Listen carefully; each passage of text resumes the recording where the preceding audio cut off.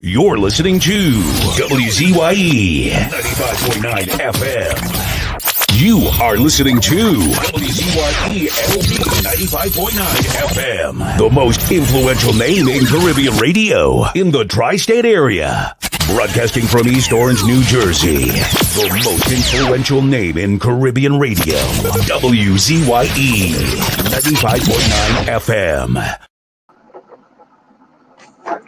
And of course, let me say a special hello to all the WZYE 95.9 FM listeners. It's in the village with the dark triplets on WZYE 95.9 FM. And of course, ladies and gentlemen, we come to you every Tuesday, Thursday, and Saturday from 7 to 9 p.m. That's Tuesday, Thursday, and Saturday from 7 to 9 p.m. And we bring in no other than the poet who's causing all kind of trouble in Trinidad and Tobago. 𝗪𝗶𝗫𝗏, Diana, Ben Skin Boy. Who is that boy? Who we talking about? Me? Nah. 𝗪𝗶𝗫, boy. That's my evil. That's my evil twin. 𝗪𝗶𝗫 causing all kind of trouble in Trinidad and Tobago. Yes, she editorial way. Cindy, welcome, and Takesha, welcome as well. 𝗪𝗶𝗫, what you had to say for yourself, boy? I tell you, I have a twin sister. Where's she from? Grenada? No, she's the one from Barbados. She from Barbados? Yeah, that's the one that born in Barbados. Oh, so it's two earlier?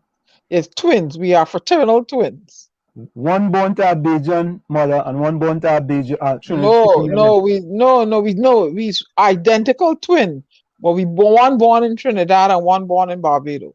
Oh, all right. I know gonna agree with that, you know. If that's what you say, I have to agree with that. I'm not going to disagree with that. So I tell you, you know, Diana.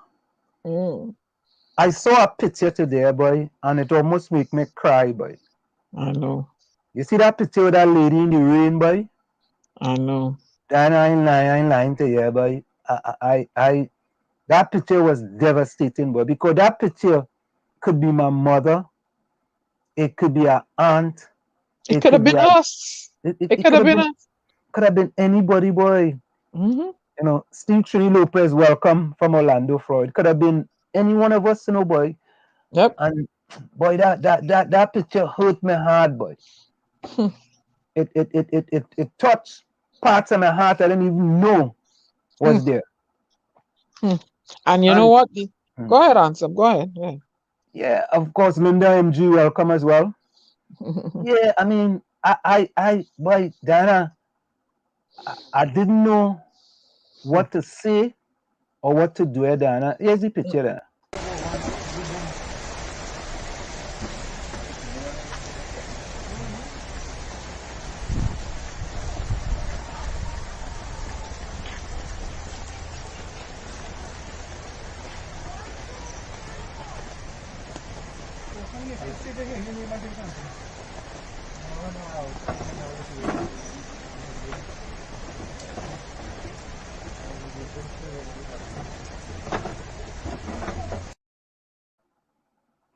Diana, that is what our country have come to, boy. We can't get it right. We can't even get it right for our most vulnerable citizens of Trinidad and Tobago, boy. The people who we are supposed to be as a government. You know, I mean, I can't get it. Hello, Cindy 𝗪𝗵𝗫𝗃. Cindy, are you joining us for the first time? Hello, Cindy 𝗪𝗵𝗃𝗃. Welcome. Just let us know if you're joining us for the first time. You know, Diana, I look at that picture, boy, and I say, boy, oh God. I say, oh God.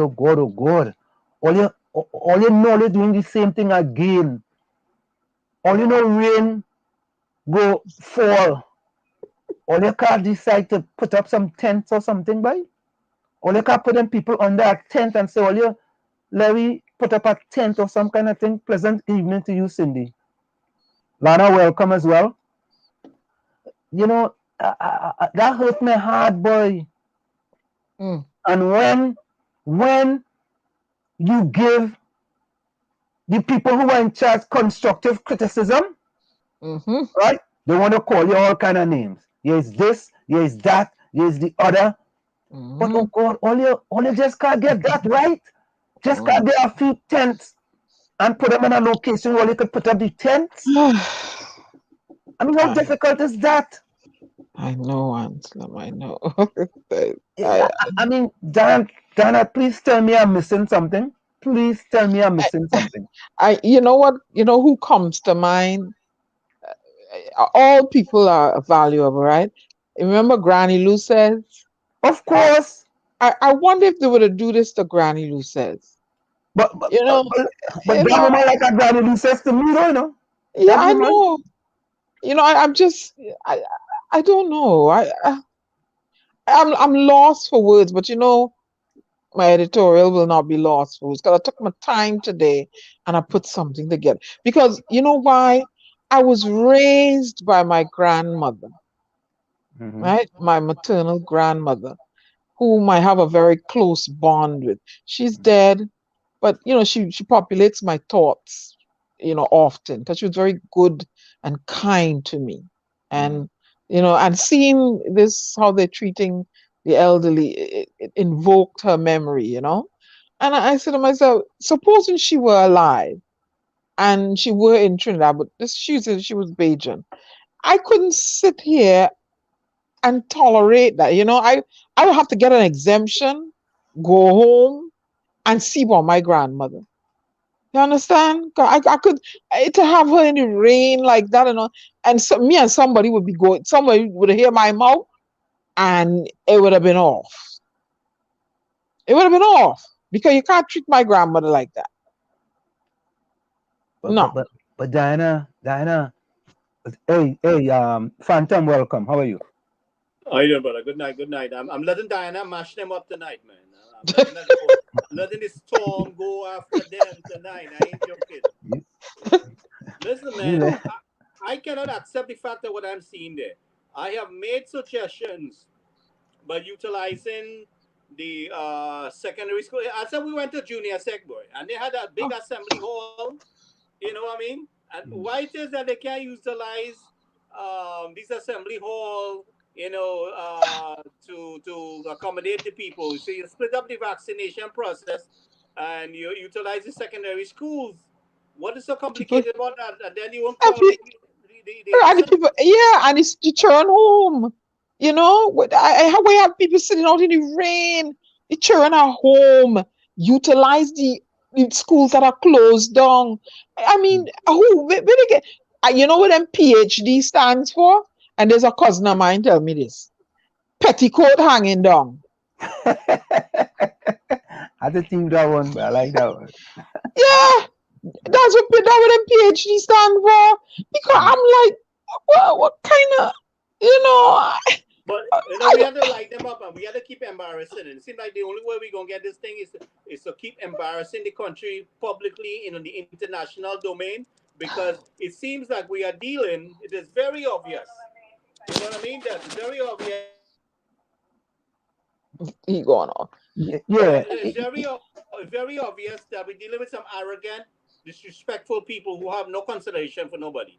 I mean, no, just the reason for them for the exemption thing and all people suffering, and Diana have to help me to finance and rescue some of these people. We have to go after them. I mean, we have to upgrade the fight. We can't tolerate this. If they can't open them out, you know, we got to. This is unacceptable. Go get them, Diana. Yeah.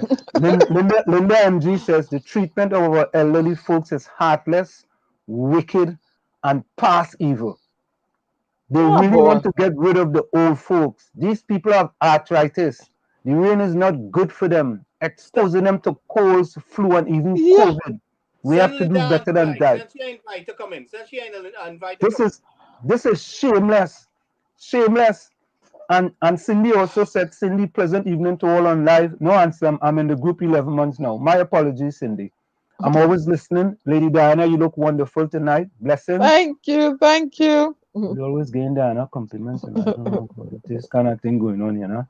Anyway, Lady Diana, you look wonderful tonight. Blessings after blessings coming your way, Mr. Happy a pleasant evening to you. Thank you so much. Oh my, you know, Cindy. Mana says vaccination lineup and pile up is only one part of the problem. Second problem is no more vaccine. Who knows when they will get more vaccine? I ooh, ooh. You know what? I did some research. You know, I like to read, right, Anselm? So I don't read gossip and bacchanal and confusion. I like to read. From a little girl, everybody that know me, my head was always buried in a book. I don't read bacchanal and confusion. And in my readings, I came across something, and I'm going to use it in my editorial at the end, where it says that the aged population of Trinidad and Tobago is more than the people who are paying into the NIS scheme. So they're going to run out of money, according to this study done by a fellow named 𝗪𝗏𝗧𝗧.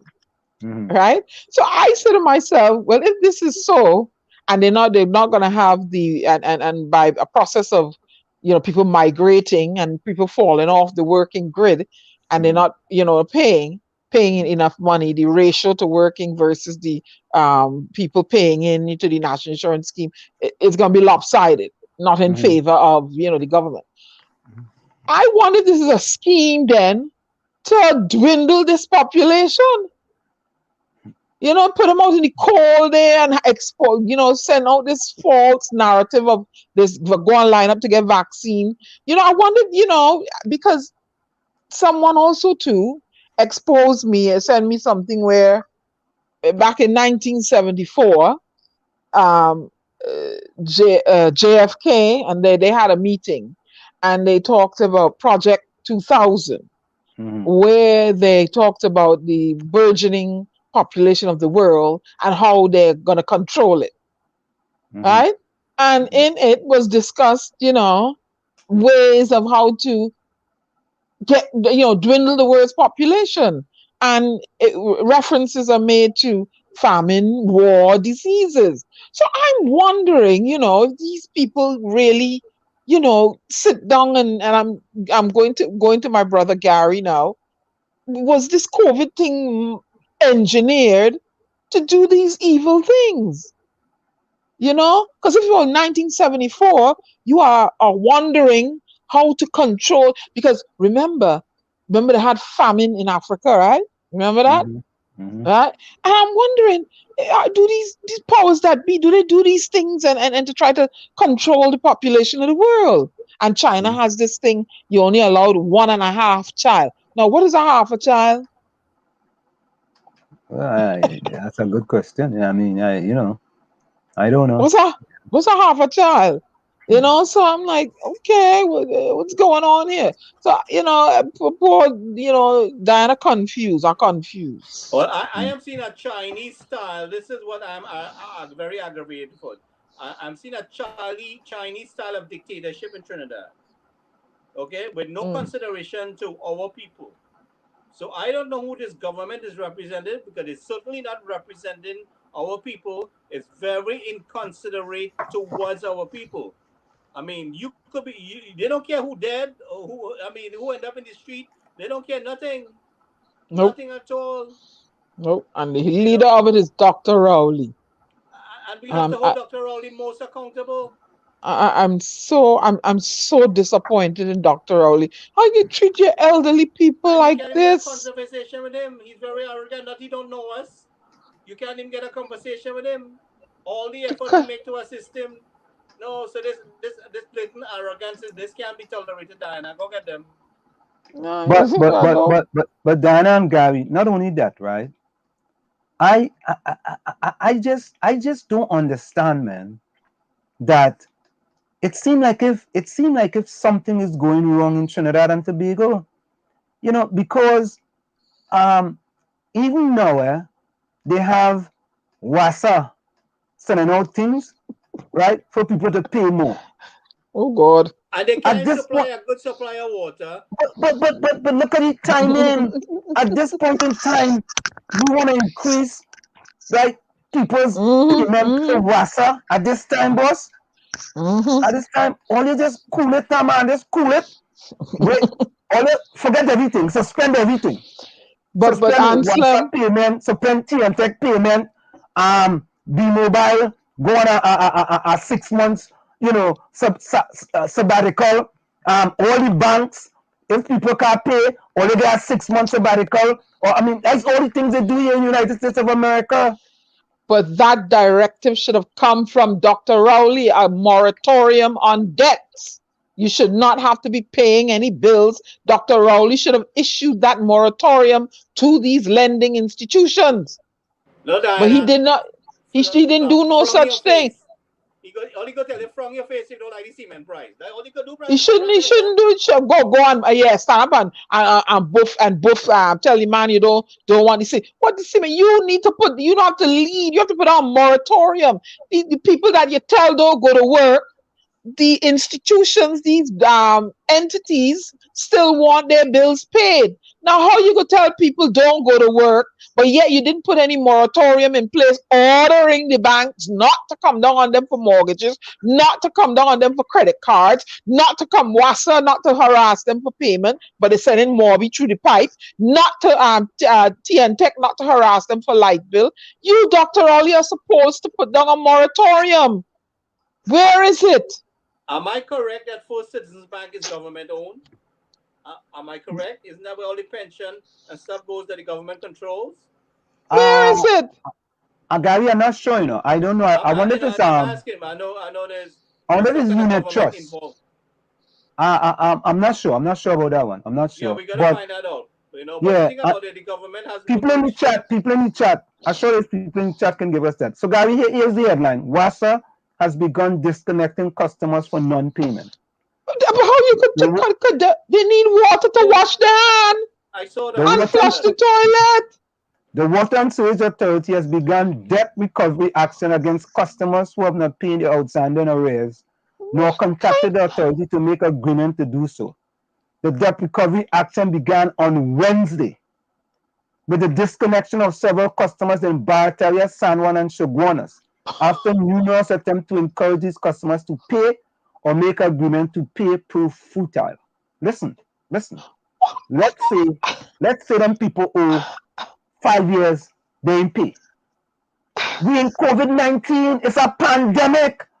You will go no. Boy, listener. Hey, no, listen.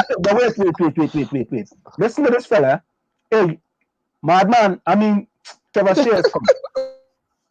Well, tell me if I hearing right. From Friday to Monday, you can't come out your house, but I'm fed up of this blasted shit. Just imagine, all the time, nobody dying. As vaccine come, people dying.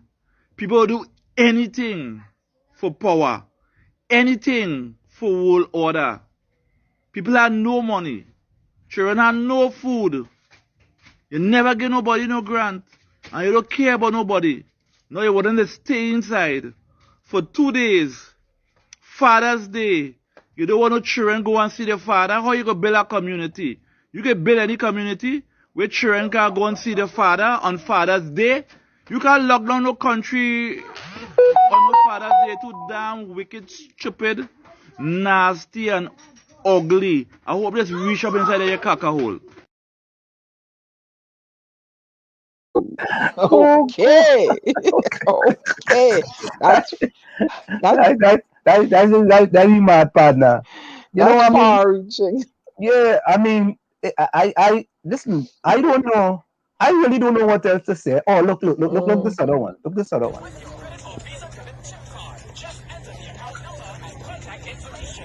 Presently, these are the senior citizens outside. They are essential maintenance.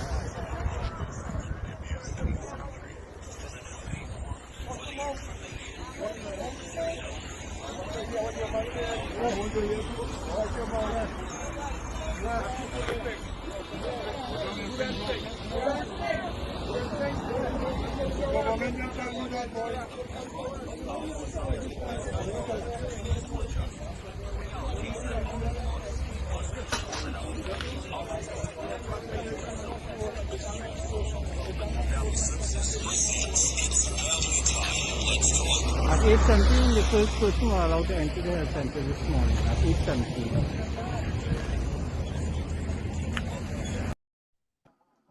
I don't know, boy. I don't know. What's I the don't know. logic in crowding up the health center, which is already crowded already? I don't know, boy.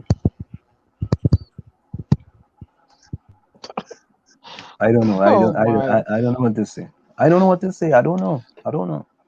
You know what I mean? WASA today cutting off people water in this pandemic country. Shut down business places, close people out of a job, Lana says. Linda MG says the way they treat elderly says a lot about the government. Lana said I go sue us. Lana said I go sue us. Once I pay for something I don't get. Takesha said even courts and standard threatening to take back the stuff. Oh my God. You know, if you don't pay. Right? Quite right, Diana. Somebody says, Lana says, quite right, Diana Benskin. You know, even Well, put up your picture on TV if you don't pay them. Rose, well, good night. you know what? Get them back the merchandise, and then when you all come out of it, hire the local carpenter to build your bed. That's how you do it. And let it stuff, when Christmas come, let it stuff sit in the 1% store. Don't buy nothing from them. Lana says book list coming out in July 10th. Where people getting money from to buy books if they have no job, no money. Boy, I don't know, boy. Father put a hand in truth, yes? You know, put a hand. And we were trying to tell him, do not lock down the country. You had country locked down too long. Too long. You know, and the thing about it, Diana, is that if we can get some people from the Go Along, Get Along P&M gang to at least stand up and say something. There's something in I know that thing they have it in Trinidad, but if you see something, say something. You know what I mean? It changed for them. Them is like if we see something, we say nothing. That's how it is. Boy, they gotta see it first. If they have seen it, they can't say nothing. So they have one kind of glasses, they don't see them thing. Okay. Tommy, welcome. How are you? Not hearing him. Yeah, so I mean, it just seems that there are so many things going wrong. By the way, does anyone in the group know how many people get the 30,000 who apply for the grant? Does anyone know how much of that 30,000 actually receive any grant money so far? Is anyone? Maybe somebody might know that. Somebody could, you know. And you're right, you know, the people from the Go Along, Get Along gang, they're not suffering, right? They're not suffering. Rhoda Barrett and them, Pastor Google, Sharon Felix, Dominic Romaine, Bruce Wayne, them fellas, them good. The partner them over at I-95.5, them good. Them doing very well. Lana says she waiting for she grants in class, yeah. But I hear they don't have no money. Huh? I hear they don't have no money. No, they get hundreds of millions from China. They have money, man. What's wrong with you? They have real money from China. You understand? And you know, I mean, the government, and you know, Judge Vonley said something. He said the government, and I'm paraphrasing here, it's not a proactive government, it's a reactive government. You see? So the government started the Ministry of Health started an alphabetical system that basically crashed. They dropped that overnight. They start something new. But even the Ministry of National Security with exile and stranded sitting on the exemption process, that was to scrap the whole thing and start over again. Right? It's like, you know, we have a recycling plant in Trinidad, and they have a lot of the government and ministers in there. Right? Because all they're doing is scrapping stuff. They scrap iron. Scrap this, scrap that, start over. Scrap this, start over. Scrap this, start over. Boy. But I'm Anselm, reading. they're causing our people to suffer in the meantime, and we cannot allow them to do this. I mean, you know, it's lives at stake here. This is not just marbles. It's people's lives. Every little nonsense they do, every little glitch, every little mistake they do, out of their arrogance, they're causing lives. you know, and we have to stand up to them. You know, we really have to. Well, I'm reading out of an article, Starbrook News, dated May 11, 2021, says Minister 𝗪𝗪𝗧𝗏 yesterday listed a $5 billion package worth of help the government has given to citizens to deal with the adverse effect of COVID-19. In the article listed, says that he will provide grants of $1,500, as we know. At least 20,000 people are expected to be eligible for 2 grants. Up to last month, so this article was written in May, 𝗪𝗪𝗧𝗏 said the minister paid out 85,447 salary relief grants. There are still, however, 7,000 people who were approved who still have not received the funds because of problems with their bank information. So how much people did have in Trinidad and Tobago? 1 million something? 1,390,000 people. So let me say, you know, cut out how much of that is school children and leave the rest. I mean, 7,000 people. I mean, you know, come on. You paid out 85,445 salary grant release of $1,500 and the place ain't open. How far $1,500 going? Huh? How far that going? You need $1,500 a week. That's what I'm saying. Curtis, welcome. Curtis Monteshad, welcome. And the worst says, part, go ahead, Tommy. the worst part of it is the price gouging. That's the worst part. And the government is an exemplar with Caribbean Airlines and the price of the tickets and so on and so forth. But in today's Guardian, I read in the business section, Scotiabank records $305 million for the half year ending April 30th. Now tell me, Scotiabank is recording this kind of profit. That's profit, huh? Mm-hmm. That means after expenses, that's their profit. They record this kind of profit and they are not lending a hand with a pandemic at hand. Come on, something is seriously wrong here. So I don't get it. I just don't get it. Somebody got to explain something to me. For the same time, a year ago, they $39 million more in profits than they made in the same period in the prior year. $42 million more in profits than they made for the first half, the first 6 months. Now tell me something. What is going wrong here? What am I not getting?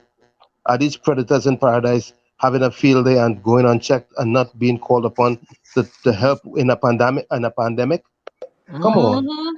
So we call them predators in paradise. No, that's what Time magazine calls them. Oh, predators in paradise. Just like everybody go along, get along, pure them gang, right? Exactly. That's what Time magazine describes them as. Yeah, I could tell you where that thing come from. The high APR on loans and all the fees, the ATM fees, and all the monies that they charging the people to get bank statement and stuff on the little $45. Remember the fellow show you have a $35 in the bank account and you got to pay $20 out of that to get a bank statement to get a salary relief grant of $1,500. You know, when Dr. Orien put no kind of moratorium in place for the banks, they should lift the fees off them banks for the people. I mean, come on, Dr. Rowley, what kind of madness going on in Trinidad and Tobago? All you get me vexed. Correct. But and all they want. Yeah, go ahead, Tommy. But guess what they said it came from? They say in that period there was less borrowing and more deposits. I wonder where these deposits are coming from when people aren't working. Somebody pinch me. No, they should have said delayed deposit, or they left the money they had on the account. Less spending, and it was perceived as a deposit. That's where it come from, not deposit. Less spending. Then the MG says, I know of several people who did not get any. People fill out forms and stuff, and they keep calling the office, nothing. Grant seems for their friends and family. Takesha says, lie, and more lie. Yeah, with Takesha, we go play Lord Nelson. We go play that. Let's see, I'm reading here now. Impact of COVID-19 on Trinidad and Tobago economy in 2020. Trinidad and Tobago's real gross domestic product was Trinidad and Tobago $155.83 billion in 2019. And due to COVID-19 outbreak, it is estimated to shrink by 4.54% to be around Trinidad and Tobago $148.75 billion in 2020. Trinidad and Tobago's unemployment rate was 4.96% of total labor force in 2019 due to slowdown in global economic activity. Due to COVID-19, the unemployment is expected to increase by 1.59% and reach 5.04 in 2020. Unemployment is further estimated to increase in 2021 by 1.56 and reach 5.12 of the total labor force in Trinidad and Tobago. The economy of Trinidad and Tobago started crashing with Dr. Rowley in the first year. They started killing the industry. Okay? And they didn't want to listen to nobody's advice. Somebody gotta do something. Help! Something. Somebody gotta run something. Drop this song. Drop this song. I'm telling you, help, boy, help. Anselm, when you can't reason with the government has to go. You try to help the government, you extend yourself, you try to reason with them to engage the population, because nobody, realistically, nobody can handle all this pressure alone. We need inclusiveness. The citizens must feel that this is their country and what's going on, it concerns them. So you have to engage the population. You have to embrace the population. You cannot continue with arrogance and disrespect and expect to succeed.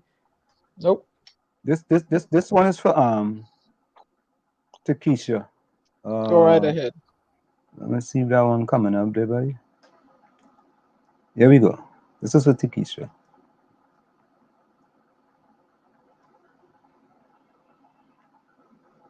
Somebody gotta do something, run something. All right, but spin in.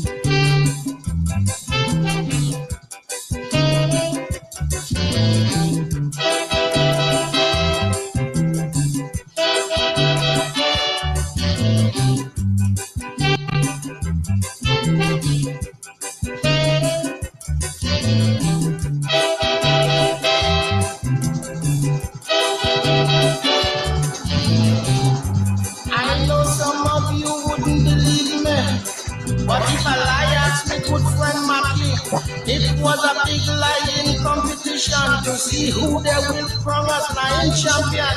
Liars from all parts of the West Indies, big shot liars from all them foreign countries. From a feel about 1,000 of poetry in 2 days, he boiled down and he just three. I had me iron lion, because I know he does come with some good ones.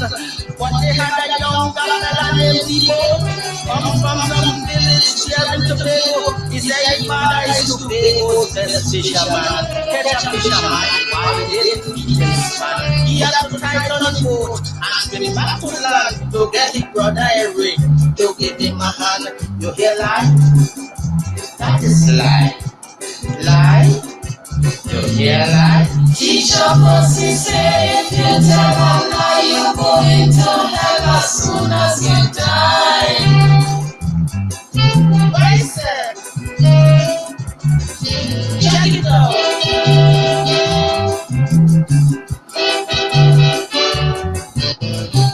Liar the lion, he laughed till he sweat. He said, Mr. Debo, ain't say nothing yet. If you really want to hear about fishing, let me blow your mind. Now listen to something. When you're talking about fish, you just hit the spot. I was hoping you did believe it or not. The fish your father caught, to you it was great, but it's them small fish my father does use to bait. Lion went ahead on points in the show, completely eliminated Mr. Debo. The next man to beat was really outrageous. He asked the judges if he could lie first. The judges asked Lion, the lion agreed. Say any topic real big is alright with me. He outrageous, I strong, let me meet head on. And when he done see who head fit to wear the crown, you hear lie. That is life. Lie. You hear lie? Teacher Percy say if you tell a lie, you're going to hell as soon as you die. Let it go. Let it go. Shook it up. Yeah.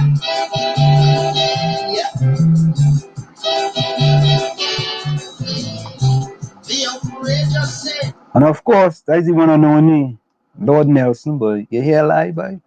Lana says, Lana says must be DSS money to deposit in. Hey, Tommy, DSS money, boy.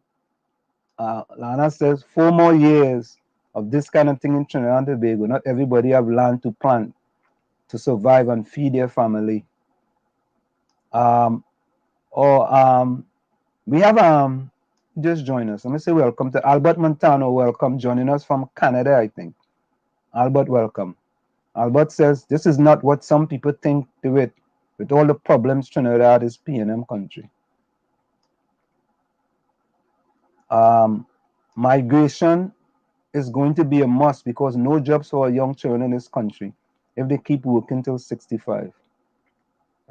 Yeah, man. You know, you know something, boy? When I see all the things that's happening, and I said, and I always saw the post I did, I said the government is wicked and evil with respect to exile and stranded citizens. I have to expand our wicked and evilness too now.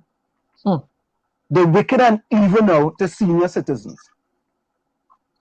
And the fact shows when you're gonna have your most elderly and disadvantaged people standing up in the rain to get a vaccine, right? How come they couldn't put things in place to go and vaccinate those people in the house? How come they couldn't put those things in place, right? Go vaccinate them in their house, and therefore you will have a record of where they live, right? And you don't have to worry about them coming out to line up to get no vaccine. They ain't got to line up and apply to get no grant. Everything is already in the system. Amen. When you get an iPad, right? Go to these people places. Or let's start with different. We have 41 constituencies, right? Or you could do 5 constituencies. We're doing 5 constituencies, 5 here, 5 there, 5 there. Or we going somebody in every constituency. We're doing something every day. Oh God, all you come up with some type of planner, man. It seems like they just throw spaghetti on the wall and they hope something will stick. It's like, pat up. All right, we chop spaghetti, ABC alphabet. That ain't working, right? We go try something else. Clap. That ain't working. We go try something else. Oh God, boy. Who will sing that song? How to get that song? Benjai? I fed up on the same thing over and over. Over and over. No, Lana asked a good question. I wonder if any of the ministers, mother, father, or grandfather, or grandmother are going to line up for vaccine. I wonder. I'm just asking now, I'm just asking. I wonder if they're going to line up like them rest of people are going to line up. Oh God, the part of the go along, get along, P&M gang on the radio. Only ask a little questions to them, man. Rhoda, let me see if I see Rhoda. Rhoda, wait. No. Rhoda? No, I ain't seen she. All right, Rhoda Barrett. Ask a little question sometime, man. Oh God, all you want to go have all them elderly people lining up. Pastor Google, he's a pastor, boy. Ask a little question. Sharon Felix. Oh God. All you ask a little question. Them fellas on island.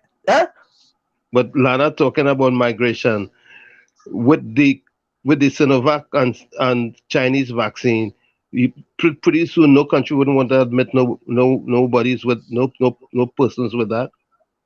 Well, listen, let them stay home. Let them stay, because it's some of them same people who didn't want exile and stranded citizens to come back home, right? Nope. So let them stay in Trinidad, man. Let them stay in Trinidad with this. But listen. But don't get them the same treatment. We had to get them love still. We still had to get them love. Right. We had to get them love. And because we want them, listen to this. I believe Farm is better than no farm. That's what I do. Yeah, but if with Sinopharm you can't leave the country to go nowhere, that could be an issue too. No, listen, because what? Listen, if they don't take, they might have to end up getting a booster, right? They might end up having to get a booster, a Pfizer booster. You know, might go to in national security with them Pfizer vaccine where they get the 480, and they will be able to boost 240 people in Trinidad, right? So they go get a little booster. You know, even the Chinese laughing at Trinidad and Tobago. Let me show you this. The Chinese laughing at Trinidad and Tobago. Hear what they say? The Chinese say, let me get this one here. Look, this is China. China, I'll read it for you all. I just like to put these things up. The Chinese are all laughing at me. The Chinese say, here the Chinese say, U.S. Embassy Port of Spain put up a tweet. U.S. donates vaccine to Trinidad and Tobago. The government of Trinidad and Tobago of America has made a donation of COVID-19 vaccine to the government of Trinidad and Tobago. The donations includes 80 vials of Pfizer vaccine. The United States is committed to assisting the government of Trinidad and Tobago with its vaccination effort. We believe that every vaccine counts. Then Chen, well, we says that is more like the amount of donating to a nursing home, not a country. That's what the fella tweet. That is more like that.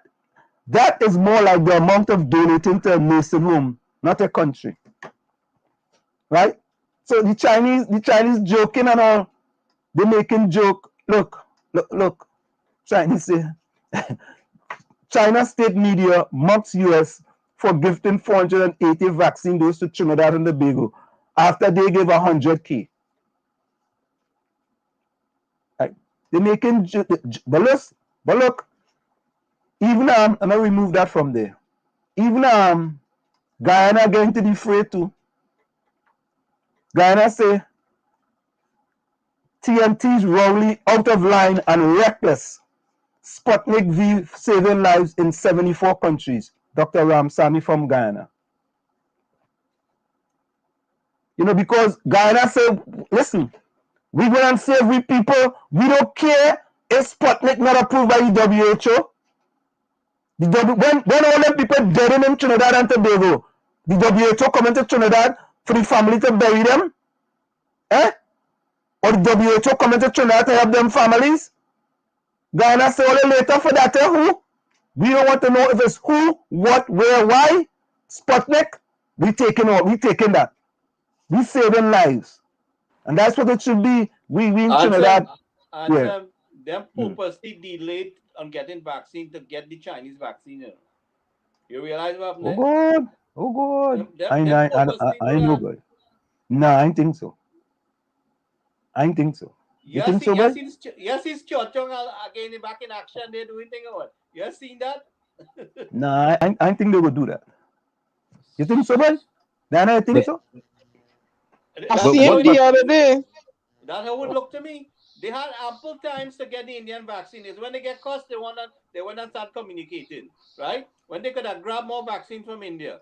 No, let Barbados get more vaccine than we, and we have such a high political and diplomatic capital, you know, to bargain with. And we got Barbados beat me out to that. Sorry, Diana, but I'm a Trini 100%. Hello. We take the meat out of all the rice, don't worry. I think, listen to me. How come China want to give all this vaccine all of a sudden? They delay things, man. They derail things. But listen, wait a minute. I want to know what vaccine did the ministers and people in the cabinet take? Hey, Tommy, you are ESP boy. Tommy, I was just thinking the same thing, you know. I was saying, listen. Pfizer vaccine. No, I wanted to put up a post on social media, and I want people to just add the names of all the ministers that have been vaccinated. Yep. Including UNC too, Yep. Right? UNC and the PNM. Yep. I want to know how many of them in the cabinet take Sinopharm. Yep. No, that's a very good question, man. What good for the gander must be good for the goose. All you know, Mrs. 𝗪𝗏𝗃 is not vaccinated yet, right? We know that, right? All you know Boy, that, right? she has her own vaccine, boy. Okay. She taking the same vaccine I take. You on your own with that, eh? You on your own with that one. You on your own with that, guy. Phantom. I stayed away from that. She taking my recommended vaccine, eh? I stayed away from that. But no, there's a question. And you see, that's what I tell you. The go along, get along, PNM gang. Rhoda, you had 𝗪𝗶𝗹𝗏𝗡 on your program, right? Let's see, So let me say it, man. So I invited the Minister of Foreign Affairs, Dr. 𝗪𝗶𝗹𝗏𝗡, to the program. Let me go solo there. Let me go solo because I might get vexed and my wife might have to bring a drink for me. So I didn't want things to happen where is that people started to say, well, we never got invitation from all you to come on WZYE 95.9 FM. So today's Tuesday. I think a few days ago, I invited the Prime Minister of Trinidad and Tobago. I invited the Minister of National Security, 𝗪𝗏𝗃𝗏𝗃𝗏𝗃. I invited Dr. 𝗪𝗶𝗏𝗃𝗏𝗏. I invited Faris Alwari. Previously, I'd invited Terence Dialsing. Who else I invited, boy? Stuart Young. Fitzgerald Hines. I just called 𝗪𝗏𝗃𝗏𝗃𝗏𝗃 Hines in that, right? So Dr. 𝗪𝗶𝗏𝗃𝗏𝗃, and then let's think people dotish, you know. Dr. 𝗪𝗶𝗃𝗏𝗃, honestly, people dotish, you know. Right? You was just on one of the go along, get along PNM, you were just on one of the go along, get along PNM gang program, 𝗪𝗏𝗁𝗏𝗃, right? But you're taking me like if I was a fool, right? Like if I dotish, like if I just Johnny come lately, Dr. 𝗪𝗶𝗃𝗏𝗃, right? All of us only going to take people for fool. Yes, I'm going to call all you out now. So I sent him a note. You know what he sent me? Let me read the note. I'll read the note. I want to read it. I don't want to misquote him. Right? Because we are in media. And when we ask all the thing to invite all on our program, at least all are supposed to have some kind of decency. None of you, all you afraid to come on the program, all you want to go on 𝗪𝗏𝗁𝗏𝗃 program, new sauce, right? Which should be pepper sauce or ketchup, right? You want to go on the Titans of Democracy, Sharon Felix and them. No, I don't think that them goes go on Sharon Felix program. You want to go on Pastor Google, right? Constructive talk with Pastor Google, right? You want to go on I-95.5 with the barber shop. They can't even cut nobody here, right? All that program all they want to go on. But when we ask for you to come on the program, you're sending me once of that thing, right? Here what you send me. I will tell all you. You have to call them out because the other people from the go along, get along PNM gang, they don't say that. So here what Dr. 𝗪𝗶𝗃𝗏𝗃𝗏𝗃 said to me, right? And he hasn't responded since, Only wicked and evil, man. Only too damn wicked and evil. Only don't like people in the constituency. We are here in the diaspora, 350,000 strong, right? We have a program here. We trying to do what's best for the country, right? All you're supposed to come and tell the people what all they're doing. All them excellent stranded citizens, all they just saying down there and all they taking people for granted. Look, I get vexed already, yes? Darling, bring that glass up there for me, that thing up there. Bring it for me. I'm here. Let me get it. Hold on. All right, here it is. I want to tell all you. So I sent him this. Hello, Dr. 𝗪𝗶𝗃𝗏𝗃𝗏𝗃𝗏𝗃, Minister of Foreign Affairs of Trinidad and Tobago. My name is Anselm, a citizen of Trinidad and Tobago, President and CEO of radio station WZYE 95.9 FM in New Jersey. Wanted to speak with you about current activities in TNT. We're a local radio station in the diaspora that's listened to by many TNT citizens. Can you spend a few minutes on air with us either Tuesday, Thursday, or Saturday between 7 and 9 p.m.? Thank you very kindly, and I look forward to hearing from you. Hear what this man answer me, like if I some dunce. I have to be a Chumaka dunce. He answer me. Like if this little black boy from 𝗪𝗏𝗃𝗏𝗃, he said, let me answer that dunce like this. I will let you know when this might be possible in the future. I have to be a dunce. The future could be tomorrow, next week, or 2025. So here's my answer to him. Good morning, Dr. Brown. Thank you very kindly for your immediate response. It is highly appreciated.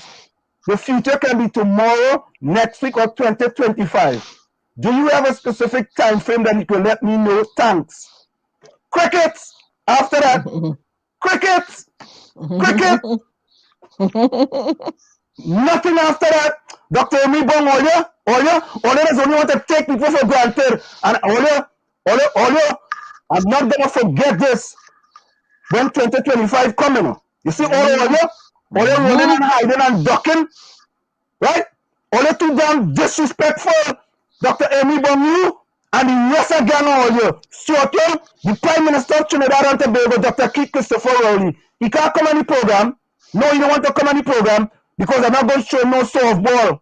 No softball. Look, Dr. Volney was here. Then PLM asked him all kind of tough question about Brad Boys, Section 34, Stephen H. He answered all of them like it's nothing. All they too wicked and evil. All they some wicked and evil people. Yeah, all they don't like black people. All they don't like all their own. Right? All they too disrespectful. I said it. All they only get people upset, man. All they only want to know people when election time coming. And all they want them to support all you. Right? Just like I did blindly.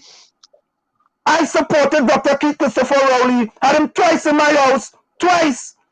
Yeah, take him to the New York Stock Exchange. I'm going to put up all the pictures. I'm going to start to put up all the pictures of them now. Because I'm getting too damn vexed with all you. All you wicked and evil. All you. They used you, Anselm. They used you. But and Diana. My wife tell me that, you know. No, and I didn't want to believe her. My wife said, honey, them people, Dr. 𝗪𝗏𝗃𝗧𝗦, come in your room, come in your home, eat the best food, drink the best drinks, use the best silver, use the best of the best. And since that, they have used you.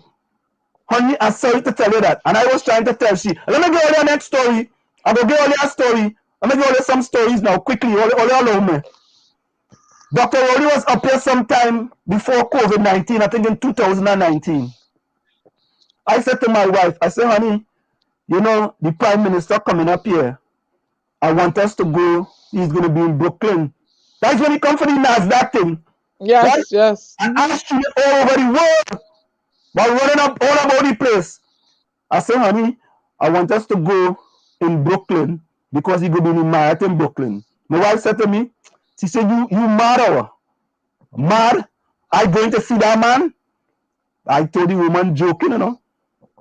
So I say, all right, you know, I say, you know, sometimes women just get upset and things. So I leave she. So Tuesday come now, Tuesday night come, I say, D, I was calling my wife D, you ain't getting dressed to go like, she ain't going eh? I said, what? But I come and tell the 2 million by myself, and I went Brooklyn by myself. Because my wife saw what I was doing as president of P&M International for them folks and them, and running and coming home 2 o'clock in the morning to support them and the things them do. I never asked them for a penny for anything for Anselm Lee-Born. Never asked them. I asked them for the buildings in 𝗪𝗏𝗃𝗧𝗦, for the people of 𝗪𝗏𝗃𝗧𝗦, and I asked them for the 𝗪𝗵𝘁𝗀 to Washington Empowerment Center for the people. I never asked them for a penny. My mother-in-law is the same thing she said to me. She said, Anselm, why Dr. Rowley and them treat you so? The woman who live in mental at 𝗪𝗵𝘁𝗃𝗧𝗦. They are wicked and evil. I said it. Anselm Lee-Born said it. Now get this. Well, yes. But they will want assistance again in 2025.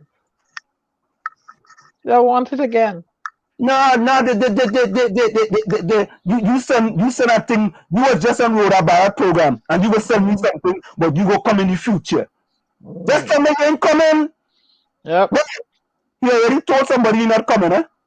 But you're trying to pacify me now and tell me you'll come in the future. One set of liars. Yep. You lying. You know you're not coming, you know. All you have to say, Anselm, I ain't coming on that program. That's fine. I have no problem with that. You have no problem if you want to come. Nope. You have a right not to come. That's right. That's right. You have a right not to come. But you go, once that dotishness, but you will come in the future. Like if I some kind of dotish person, because you must think because I'm from 𝗪𝗏𝗃 until I dotish. Coming in the future. Coming in the future. You even have common decency to respond to it. All is the same thing. All is the same boat. It's one set of all you. One set of all you. Always don't want to use people. I've vexed too bad. Anyway, Susan 𝗪𝗏𝗃𝗧𝗦 here for the first time. Susan 𝗪𝗏𝗃𝗧𝗦. Well, folks, of course, it's in the village with the dark triplets on WZYE 95.9 FM. Remember, I'm playing a song, eh? Yes, please.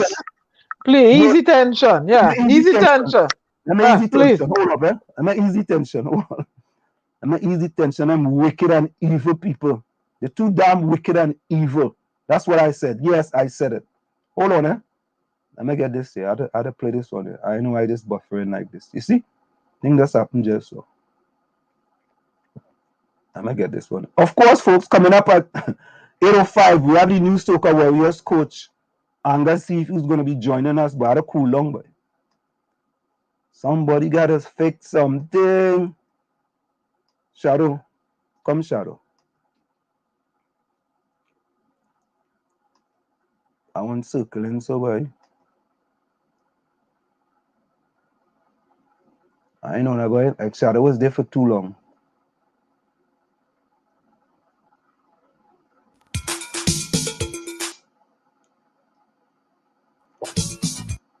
And of course, ladies and gentlemen, we had an easy tension, boy. We had an easy tension.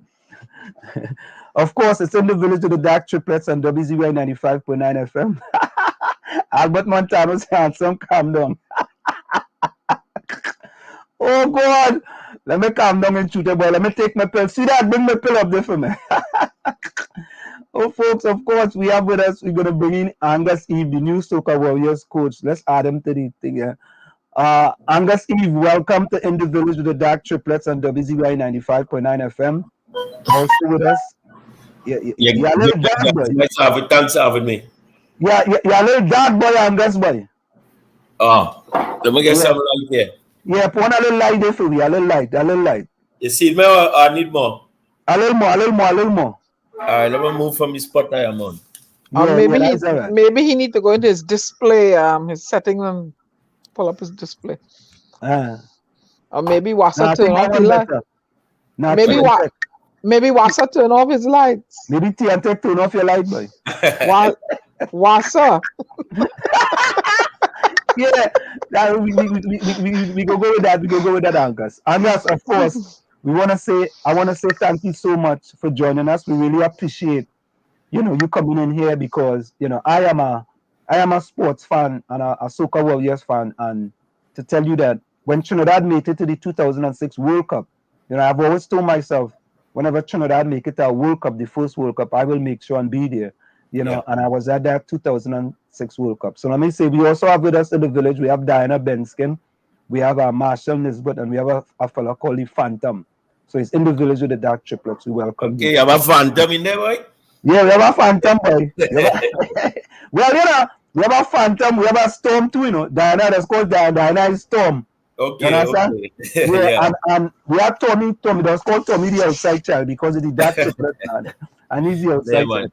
Good night, everyone. Thanks for having me here tonight. Yes, so Angus, we want to say congratulations to you. And let me tell you from my perspective, I am happy to see a local bred Trinbagonian who have come through the ranks of football in Trinidad and Tobago. Now, a few others may have done it. That is currently the coach of the Soca Warriors. So we want to really, I want to really from the bottom of my heart congratulate you. And hopefully soon that interim will be removed from your name. Thank you. Thanks to the sentiments. Thanks to the voter confidence. So what is the next step for the Soca Warriors? We know we just kind of we just got get knocked out the World Cup. Then the next thing I think is the CONCACAF Gold Cup, right? Yes, the Gold Cup. It starts on the 2nd of July. It plays out in Miami. We have to play Montserrat in a qualifying game. Once we get past Montserrat, then we would have French Guiana or Cuba to play in another qualifying game, and just about 5 days or so after. And if we win those 2 games, we then would be in the proper group stage of the Gold Cup tournament.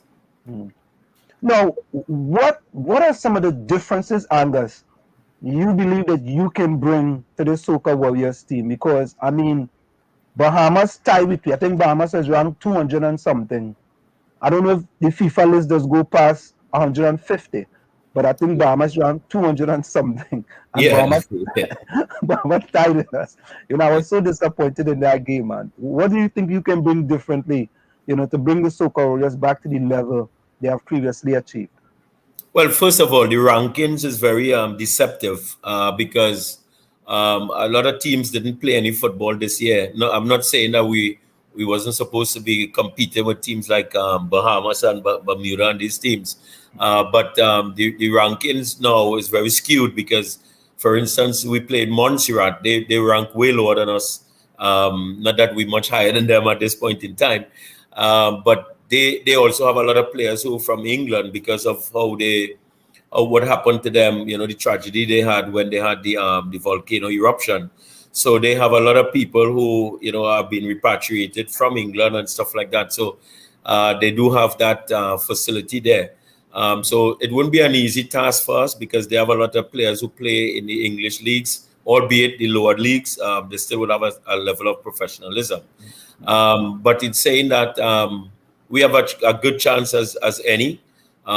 We're trying to use the players who are in season. We haven't played football in Trinidad for almost 2 years now because of the pandemic. Sport usually takes the biggest hit in Trinidad, sport and culture. And, you know, we just trying to see if we can get some of the guys here. We start training with them on Saturday and try to see if we got an exemption to train them at the home of football. And we just want to see if we could bring them up to some level of fitness so that they could at least compete for a place in the team. What can I bring to the team? Well, I've always been very passionate as a player. I've always given 100% as a player, and I will do the same as a coach. And I think my knowledge of each player is a lot better than the people who came from foreign. And that would probably hold me in good stead. Now, your experience, you know, you were on the Trinidad and Tobago squad in 1996 CONCACAF Gold Cup, the 2000 CONCACAF Gold Cup semi-finalists, the 2002 CONCACAF Gold Cup, the 2005 CONCACAF Gold Cup. As a matter of fact, you actually played with Dwight York back in 1996.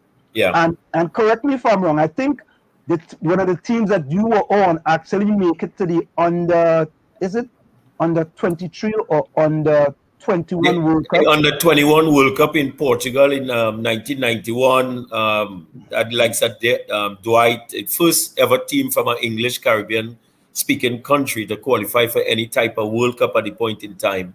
And we were very privileged to have that opportunity because we were just schoolboys at the point in time. Dwight wasn't even he was just going into Aston Villa as a 18-year-old at that time. What was your experience like with 𝗪𝗫𝗪𝗧 Sinclair? 𝗪𝗫𝗪𝗧 Sinclair is my mentor up to today. He's a very complex character. But once you get to understand who 𝗪𝗫𝗪𝗧 Sinclair is, you just automatically fall in love with the guy.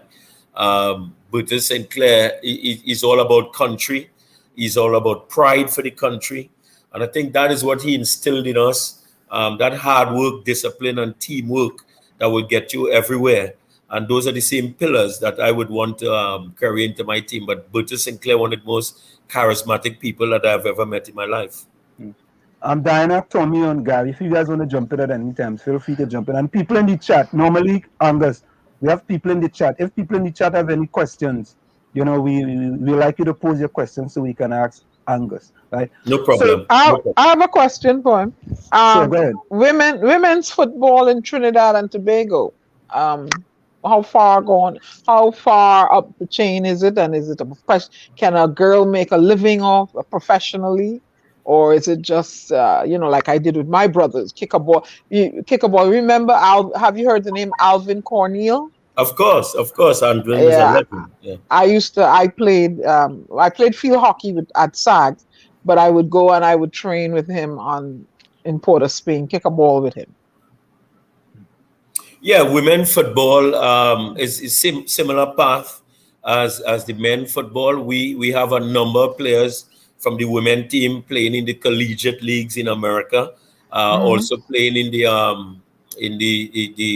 American soccer league for women, the lower leagues, albeit there's a couple of girls playing in places like Norway and Finland and stuff like that. So, but the same problem that the men teams has, lack of organization and loss of support, we suffer from here a lot. So the men and women game is actually mirroring itself.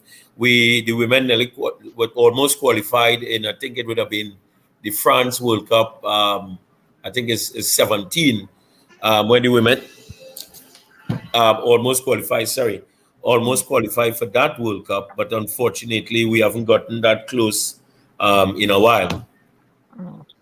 Now, Angus, do you consider yourself an attacking coach, a defensive coach? What is normally your formation? Is it, you know, some people play, you know, different formations. Some people play 5-4, 5-4-2, you know, I mean, not 5-4-2, 5-4-1. Some people do a different type of formation. What type of formation will you be playing? Well, I'm not going to give the opposition that right now. What I can tell you is that the philosophy is more important than the formation. The philosophy is to be rigid in defense and be expressive in attack. And it doesn't matter what formation you actually play. You can still get your philosophy of the game in any format. And the philosophy, the system that you play, the formation that you play, it would be tuned to the type of players that you have. So in case that you have a lot of central defenders, team tends to go with 3 at the back and the 2 wing backs and attacking midfields and something like that. You know, so it depends on the type of players that you have would dictate the formation that you play, but your philosophy stays true. Now, what about, I think this is important, right? Here in the United States of America, now my son played at what we call ODP, which is Olympic Development Program. Right. And what they do is that they go into the communities, different communities, and they pick some of the best kids in those communities, and then they send them to a regional tournament where they play kids from all different parts of the United States of America, you know, and then you have a finalist, and then from there they can go and play in all these big sort of tournaments where college coaches come and now scout these type of players. What type of grassroots programs does Trinidad and Tobago have for the kids coming from under 10 all the way up? You know, you could actually ticket kids that, you know, these kids are in under 10 now. There's a possibility that these kids here can make, you know, the Soca Warriors in the future. They can make the under 17 team, the under 19, the under. What type of program does Trinidad have like that? Well, the program that is in existence right now is you're playing the primary school league. That will give you those kids at that age level, the under 10 and 12s and stuff like that. And then you go into the colleges league, which will give you under 14, under 16, and the senior division. And then we have what they call the Youth Pro League here, where they play 3 age groups, under 15, under 17, and under 18, under 16, and under 14s. That's one. And then we have what you call the Republic Cup, which is a grassroots tournament, where you play the Republic Cups in all the communities and stuff like that. So it's an idea of total participation, grassroots, and then the elite, which is the Youth Pro League teams, and you put all of that together and you try to get a national selection from that. No, do you guys have any kind of tournaments in Trinidad where you have college coaches coming to recruit, certain footballers in Trinidad and Tobago? Yeah, we have a lot of guys who get scholarships every year because they use the colleges league, what you call the Premier League at the colleges league level, which is an elite league for kids between the ages of 14 and I would say 19. And then the scouts usually come down. The game show on Sportsmax live all over. And you tend to, a lot of kids get a scholarship from that tournament because scouts will come down and look at them. They will sometimes have combines, or we do videos for the kids and send them to the respective schools along with their academic qualifications. They have to do the SAT exam and all that kind of thing. And yeah, they do. We have a lot of kids in America in scholarships right now. Have you picked the assistant coaches as in? Yes, I have. Most definitely. You want to share this with us, or is that? Yeah, because it's going to be public for public consumption from tomorrow. Reynold Carrington would be coach, assistant coach number 1. Reynold, a past national player, on a youth coach in Trinidad for years. He coached in the Colleges League and also in the Pro League. And you have Hudson Charles, who was on the strike squad. And Hudson Charles is probably well known, scored a lot of goals for the strike squad back in that time. He used to wear number 8. And probably should have played the game when we played America, but he was on the bench, unfortunately.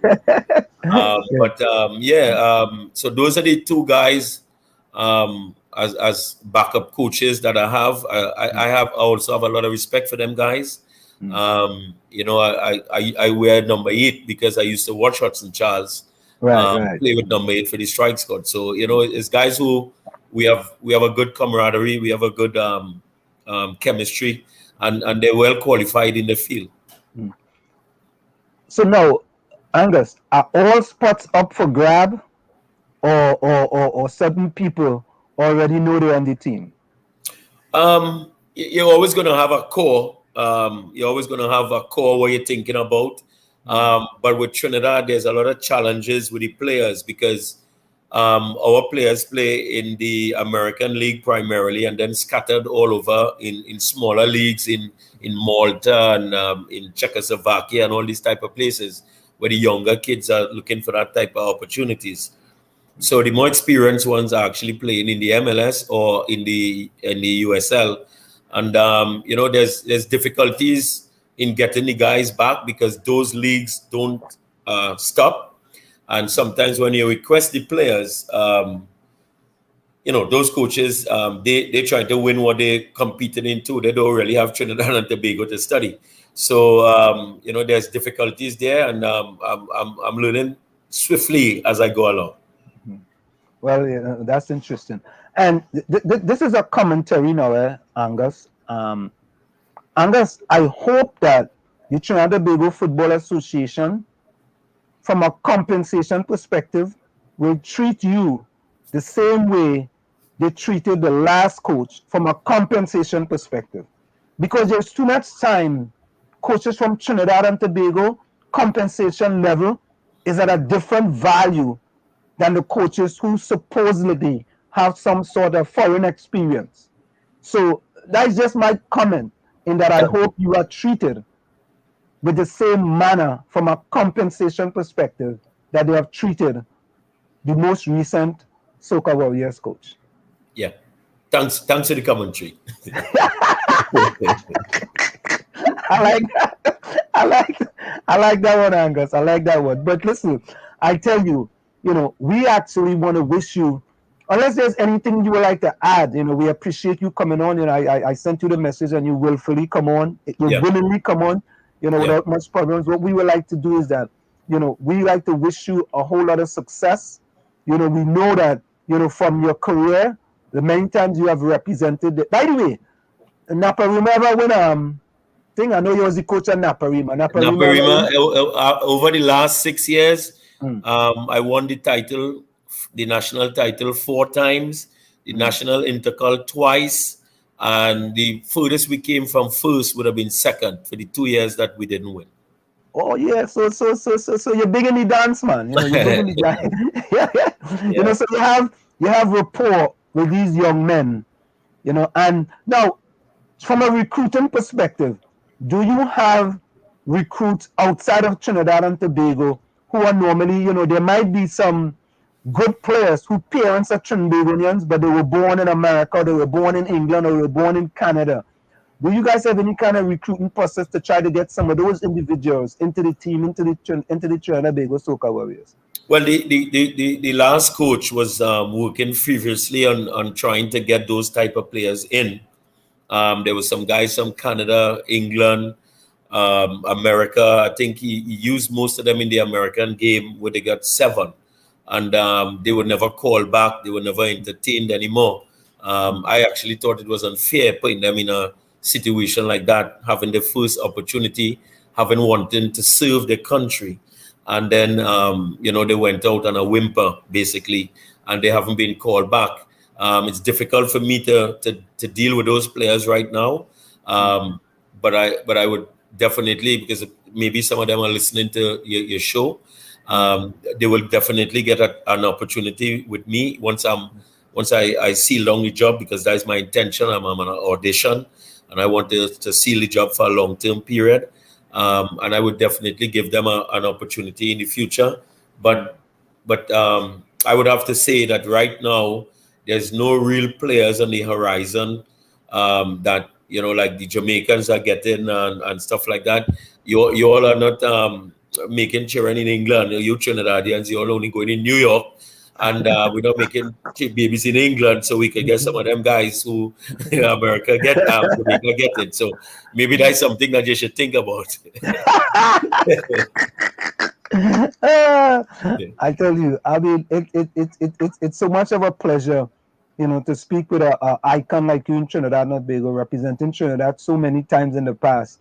You know, and very successful at it. You know, successful at 𝗪𝗶𝘶𝗵. You know, by the way, I went to Tranquil, and back in the day, you know, 𝗪𝗶𝘶𝗵 could not touch Tranquil.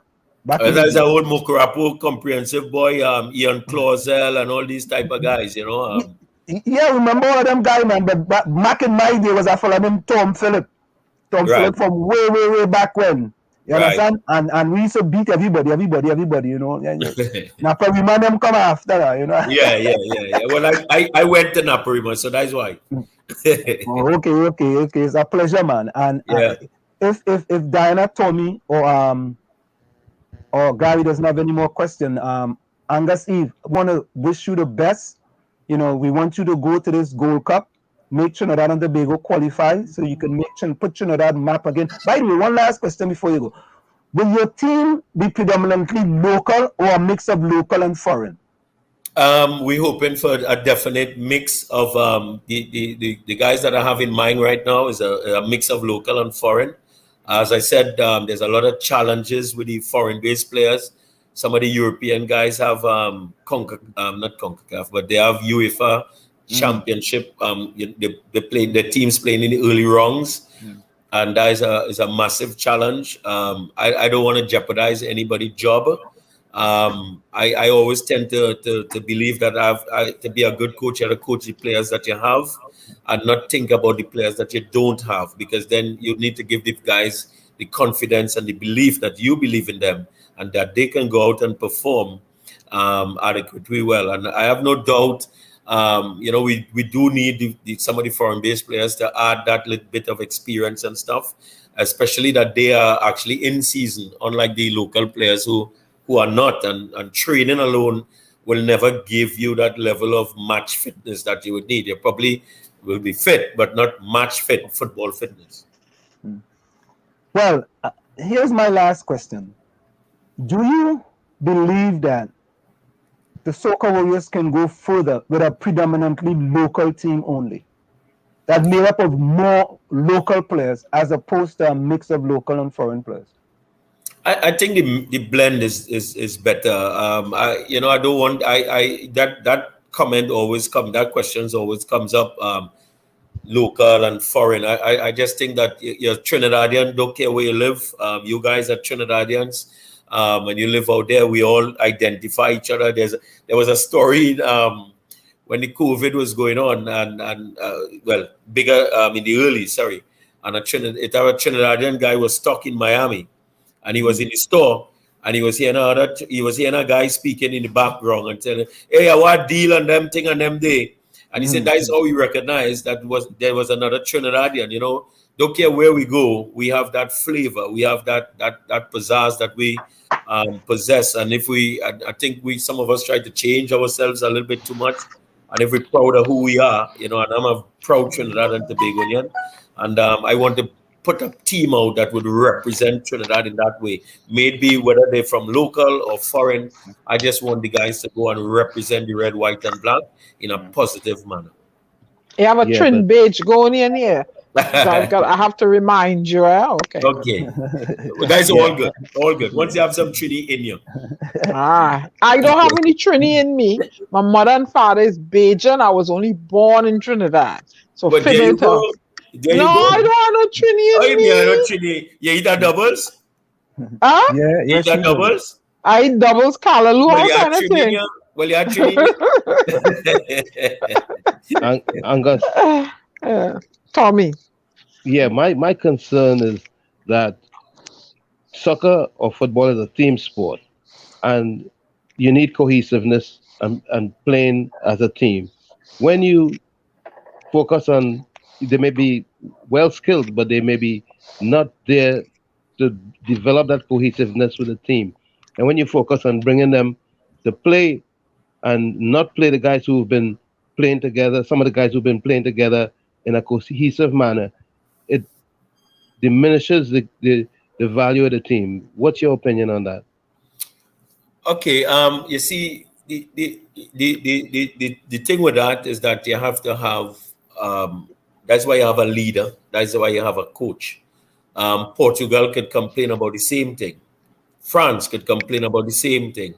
They all have players playing all over the world, and what you do with that is that if you have a left back and he's playing in a league somewhere in France or wherever, you don't bring him back and put him as a center half. You put him where he's is normally played.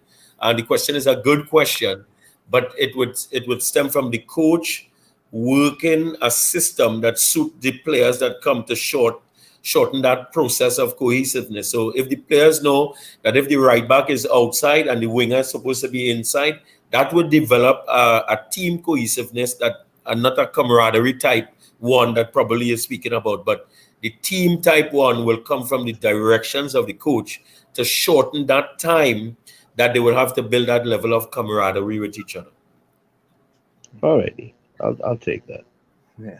Well, I gotta say, man, Angus, we want to thank you so very kindly for coming to join us on such short notice. And all we want to do, we want to wish you all the success, man. You know, we want to. By the way, where the Gold Cup final will be playing? Everything is Miami this year. Everything is in Miami. Oh, everything is in Miami, so I can make a trip down to Miami, man. You can come down Miami and line with the boys, man. Yeah, a small trip from Jersey to Miami, or come down there and take a little line with the Soca Warriors, man. Of course. The guys go appreciate the support. The guys really need that 12th man. I remember when we used to play and we come up to Jersey and stuff like that, and we go down and play in these places. You know, these are busload of people coming down and support the team and stuff like that. We had that national pride. You know, other countries have it. We have to infest that national pride. They don't care where we go. That people understand that we are Trinis and we have something to offer.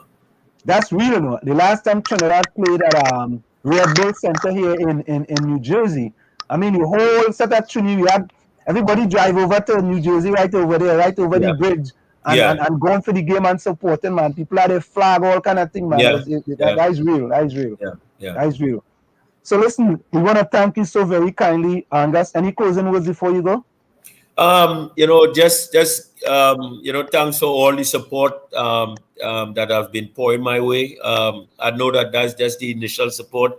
I still need to build the trust of the people by going out there and having the team perform as best as possible. I think our country could do it a bit of positivity. There's a lot of issues in our country. from a political and financial type of standpoint. And usually sport and culture is what brings us out and brings us together. You never see racial lines and things draw when you have sport and culture. So I just rally behind the team and give the guys some support, and hopefully we can make the country proud again. By the way, all will continue with the name Soca Warriors, because I know at some point. Yeah, that's still the tag for the team, the Soca Warriors, up to today. So yeah, they're still with that tag. Yeah. Okay, all right, man. Hey, thanks so much, Angus. I really appreciate you joining us. Thank you. Thanks for having me, guys. Enjoy the rest of the day, and God bless. All right. Good luck, Angus. Okay, good peace. Luck. Yeah. Good luck. Yes, man. Okay then. All right. Yeah. So there you have it, ladies and gentlemen. We just had the Soca Warriors coach for the first time, on In the Village with the Dark Triplets on WZYE 95.9 FM. We try to bring, people in here. We get away from the politics a little bit now. You know what I mean? We got to talk. I like sports too. I know Diana talk, but she playing hockey. I know what kind of sport hockey is. Well, you let's go on the field, and I'm gonna show you. You see, you short. You short, so the ball go over your head fast. So I short and fast. The ball will go over your head. I am gonna hit that ball, and it will go over your head. You ain't gonna see the ball. I will duck. Go over your head. I will duck. I will duck. But it's interesting, right? In that now Angus Eve is a local bred fella, and I think they used to pay the former Soca Warriors coach. I think was I want to. I go check it, but he was making a good bit of US a month, right? I think might have been 20 or 27,000 US a month, 20 to 27,000 US a month, plus other stipends and so on, which isn't bad. I want to see if they will pay Angus Eve the same thing as they paid that last Terry Fenwick from England. You want me to answer that question? Well, yeah, you go ahead and answer. No, they're not. Oh, you know that now? No, they're not. I'm going to tell you that. Why you think so? They're not going to do it. Tommy, you think they're not going to pay him the same thing? The likelihood is no. Thank you. Gary, you believe that too? Gary too? I think Gary taking it pill. Why does Tommy the likelihood is no? Yeah, because it's gonna be, they're gonna somehow come up with needing less. He needs less than a foreign or a foreigner, because the foreigner is gonna need. But Tommy, but wait a minute. So therefore, if me, you, Diana, or Phantom go to get a walk, right? Pay me less. They should pay me more. Because we are foreigners. Okay, all right. Right? Correct. They should pay me more. They pay Terry Fenwick one set of money. And boy, that fella, but here's something to it. But they're gonna pay us less because of our genetic propensity. Of our hue. I put it nicely. Our genetic propensity. Yeah, but contracts are negotiable, and based on your experience, you negotiate, and based on how you negotiate, you would be compensated. But they ain't gonna come. They ain't gonna want to compensate me. They're gonna say I'm a troublemaker, so they're going to entertain me. Yeah. So Salem, welcome. Salem says, Mr. LeBon, supporters from both sides of the political fence want things to get better, but at this rate it won't. The measures this government is imposing are counterproductive. I would love if you could take a look at the actual scientific studies on mask, social distancing, and lockdown, and look at countries in US states that did not employ these novel measures. Look also at 2 court cases which said the PCR test was not fit for purpose. The Swedish head epidemiologist 𝗪𝗵𝘁𝗀𝗽. All right, Salem. Bringing some things here, meat to the program. Yeah, boy. Salam, boy. Salam, that's a lot there, boy. Salam, boy. Tell Salam I like to read, so I'm gonna go read. Yeah. Linda MG says, not in this lifetime. He ain't getting that. Oh, God, Linda, man. Come on, man. You gotta send Linda an invite, boy. I like how she moving. Yeah, we gotta send Linda an invite. But Linda, how come the man can't get the same as the British fella? How come he can't get the same as the Terry Frederick fella? Because of his genetic propensity. What do you mean? You mean is genome? When you talk about genetic, nobody is genome, is DNA? His genetic propensity. I'm putting it nicely. I don't know what that means, man. And you're a professor? No, well, I don't know. I teach global business. I don't teach biology. Well, you belong to the petticoat hanging down, girl. Oh, the PhD gang. No, I'm not part of that PhD gang, boy. You know, I'm not part of the go along, get along PNM gang either. Yeah, Tommy. I'm of the opinion that if Mr. Angus Eve were to perform, as Anselm will say, I'm trying to find his words, meaning fabulous. Fantabulous. That's the word. That's the word. If he were to perform fantabulous in his, in his stint as what is he, acting or something? Interim. He's the interim head coach. Interim. He would be able to negotiate for high bucks, for big bucks. What do you think?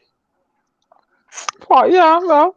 Tommy, I don't know what planet you just come off now. I'm glad you said that. I want to be from here on. Here, listen to this. Listen to this. Yeah. From here on, from here on, instead of the outside child, I want to be called the love child. We call it love child. All right. Okay, whatever. Gary writes about Linda MG, no? Linda says, because we don't love and respect we own. Real, no? Real talking, no? That's why I want to be called the love child. We ain't know that you were in love, so we can't call you the love. All we know is our outside child. But I want you to know that the mother and father were in love. But you gonna change the dynamic of the whole thing, man. If the man want to call the love child, call the man love child, please. Lana says correct. Lana correct about Linda MG. Linda MG showing some real knowledge here, boy, because we don't love and respect the own. Not in this lifetime, he ain't getting that. Because they didn't put him there in the first place. Well, I mean,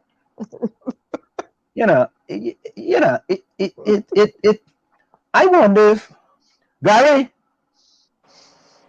I'm listening. Gary, you want this video with when that woman boofed the Minister of National Security? I didn't like that. No. I don't like that either. I didn't like that too. Oh God. But the point, what I'm saying to you is he was calling out. He was calling out what the issue is, and they cut him off. Yeah, I didn't see that woman that wanted to boof the Minister of National Security. Diana, you see it, right? Yeah, I see it. Profit, see. Tommy, you see it? Most definitely. Yeah, let me play it. I wasn't happy with that at all. State with limited geographical space and economic capacity, and the ever-growing influx of Venezuelans, these together pose serious challenges on multiple fronts and has potentially... Minister, may I ask you to please wrap up in the next 30 seconds in the interest of time? We really appreciate your remarks, but if you could bring them to a close, that would be much appreciated. Thank you. Hey, that's when you should have see a name there. But listen to me. He actually was explaining what the situation was, what Trinidad and Tobago is dealing with. Everybody wants to drop hot and sweaty for the Venezuelan, but they're not stepping up to help. Nope. Yeah, I look at that and I wasn't too happy when I see that though. Oh. Huh? I like that. That look like a kind of plantation mentality to me. Yeah. Embarrassing. You know what I mean? Yeah, that look like a kind of plant. And when I see that, I say, what kind of plantation mentality is that, man? You couldn't find a more diplomatic way to talk to the man than talk to him that way? Talking down. Yeah. By the way, what exactly was that? Me even know what that was. Gary, what was that? Looks like Canada. I saw Canada's emblem in the back. Oh, okay. Yep. Yeah, she just dismissed the man. No joke. She dismissed the man just so well. She said, Fitz, you think in Trinidad or what with you? Were we supposed to bring in Shira? I didn't see she yet. Lana said, this is just how the Speaker of the House just cut off the opposition. Yep. You want to wrap up, boy? Oh, I'm hearing a feedback from somebody. Yeah. The woman say wrap up. What do you think this is? Yeah. When I saw that, I didn't too like that. Hey, but you know, Gary, did you hear 𝗪𝗶𝗹𝗃𝗃 is in the news, boy? Regarding what? Albert Montano said if Fitzgerald Lines will be normal, Trini, he would not have been treated that way. Oh God. I like that one. What 𝗪𝗶𝗃𝗃𝗃 was in the news for? Yeah, listen to 𝗪𝗶𝗃𝗃𝗃. People are on the breadline. There is no doubt that there is a crisis happening right now in our country where thousands of people are at risk of hunger, unable to feed themselves and their families. These numbers are high and increasing every day as a result of the strict but necessary measures implemented to curb the spread of the COVID-19 virus. Because of the numerous regulations, lockdowns, and now a state of emergency, we are now dealing with a large group of people described as the new poor or the working poor who have lost their livelihoods and have fallen on hard times. It is of serious concern that on a daily basis, many people, the youth and the elderly from various backgrounds, can be seen at the supermarkets, food stores, banks, and even at people's homes crying out for assistance.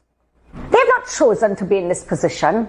For many of them, it is humiliating having to reach out to ask or beg for help. Imagine for a second the mental and emotional stress of not knowing what to do or where to go for desperately needed help. Most of us would have come into contact with or know someone who has reached this stage of hopelessness. 2 weeks before Christmas, I met little Jacob and his little sister, who were so malnourished that they had to be treated with drips at the hospital before they could be fed solid food and then placed into care. Not because their parents didn't want them, but because they could no longer afford to feed them after 9 months of no income. And let us not forget the hundreds of children throughout the country who relied on the school feeding program for 2 meals a day, breakfast and lunch. This is a reality we are facing right here in our country. It isn't something happening in a faraway land of famine and drought. A month ago, we saw previously successful and independent Michelle Charles, a preschool teacher, who described that she was struggling to cope financially since schools were shut on March 16th last year. A single mom of 2 girls, she had reached the point of desperation with only her sister to help. As a last resort, she was reaching out to the public for help for food and toiletries. Today, people have to choose between food and medication, food and toiletries, food and diapers, food and shelter. Why should hardworking people have to choose between buying food and having somewhere to live because they can no longer afford to pay their rent, loan, or mortgage? At the beginning of the lockdown, the state responded by providing grants and aid to help the less fortunate. However, as time passed, with tighter restrictions and lockdowns, which resulted in rising unemployment and the permanent closure of small businesses, it was hoped that this aid available would have increased with time. Unfortunately, what we have seen is that fewer people are actually becoming eligible for the receipt of any kind of assistance as unemployment grows.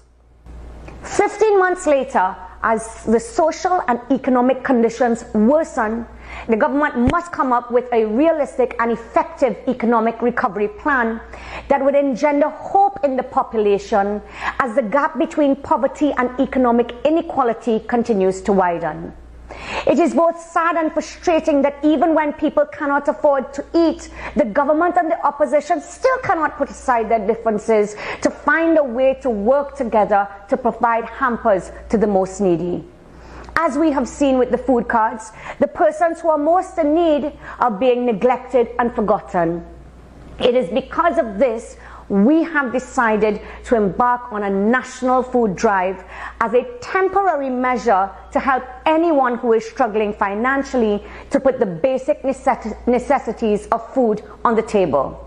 We must find a way to pull together as a nation at this difficult time. And so we are making a national appeal to all citizens and businesses who are able and willing to assist in any donation of food supplies to please contact us. We will not be accepting any cash donations, only food items. To ensure these donations reach the forgotten people, we are calling on all 41 MPs and their councillors to work with us in this humanitarian effort by contacting us with the names of the most needy in your constituency who would not have received aid, as you are in the best position to know who they are. We will also be reaching out to religious bodies to assist us with this cause. We look forward to working together and you doing your part as we take the first step to positively impact the lives of the many and not the few. I thank you.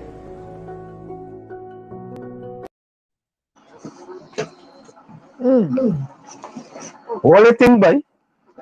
Serious time. Gary? Feedback. Tommy, you gave us feedback. Gary? How to get Gary feedback, you know? People in the chat going silent, boy. They see me kill up and they say, whoa, boy, it's silent, boy. Yeah. Lana? What do you think about that, Lana? Tommy, you getting feedback. I still am cool, man. Yeah, you're getting feedback. Lana says, you think the 41 MPs going to participate? Nah. Participating what? What am participating in Gary? You think PNM MP is going to participate? No!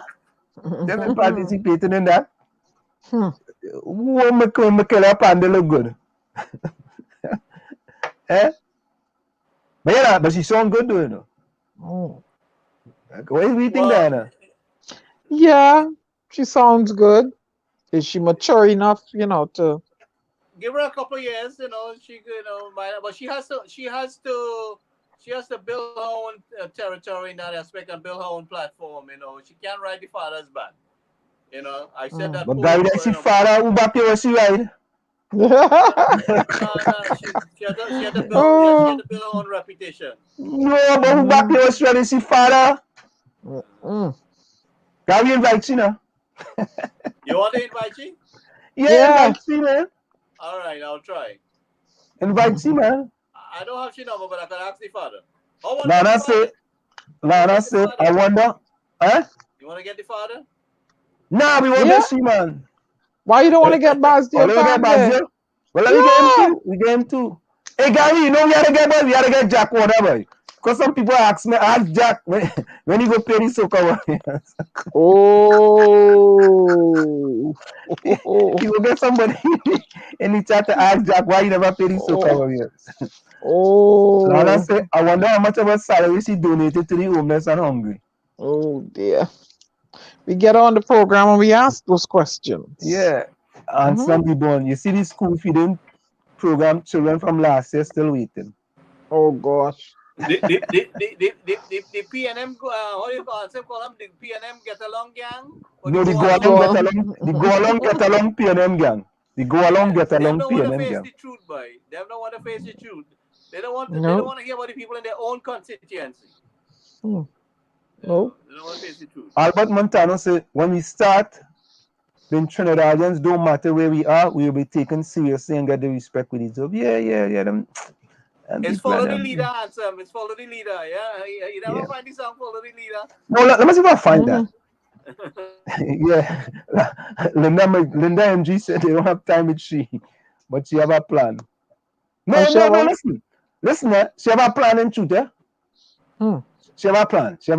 I was trying to get Chara to join us to give us all feedback on what's going on with the students in Barbados. We had a lot of them to get their approval yet for exemption to go on that flight Saturday. And they want the list. That list was sent in ahead of time. So I'm kind of furious about this. Because I had even the Prime Minister's office backing me up on these students. And I'm really aggravated with the situation to know how many times, I've reached out to national security, including the Prime Minister's office endorsing the request. And most of the students hasn't gotten their exemption to go home. What are they going to do when the school classes are over? They finish their finals. Hey, Gary, I seen this song Follow the Leader by Soca Boys. She told me she in the waiting room. She in the waiting room? Yeah, okay, hold on. My bad. I'm sorry, I didn't see her. Hold on. Oh, yeah. I just see her there. Yeah. I just see her. Let me bring her in.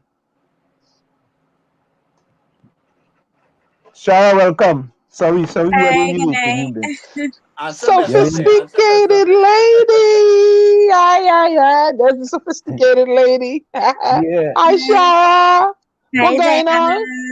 What going on, girl? What going on? I'm good. How are you? I good. Everything all right? I good for the most part. Doing our best. I eat a breadfruit today, I hope it was roasted. It was good, girl. I had to drive 2 hours to go and get it, but it was good.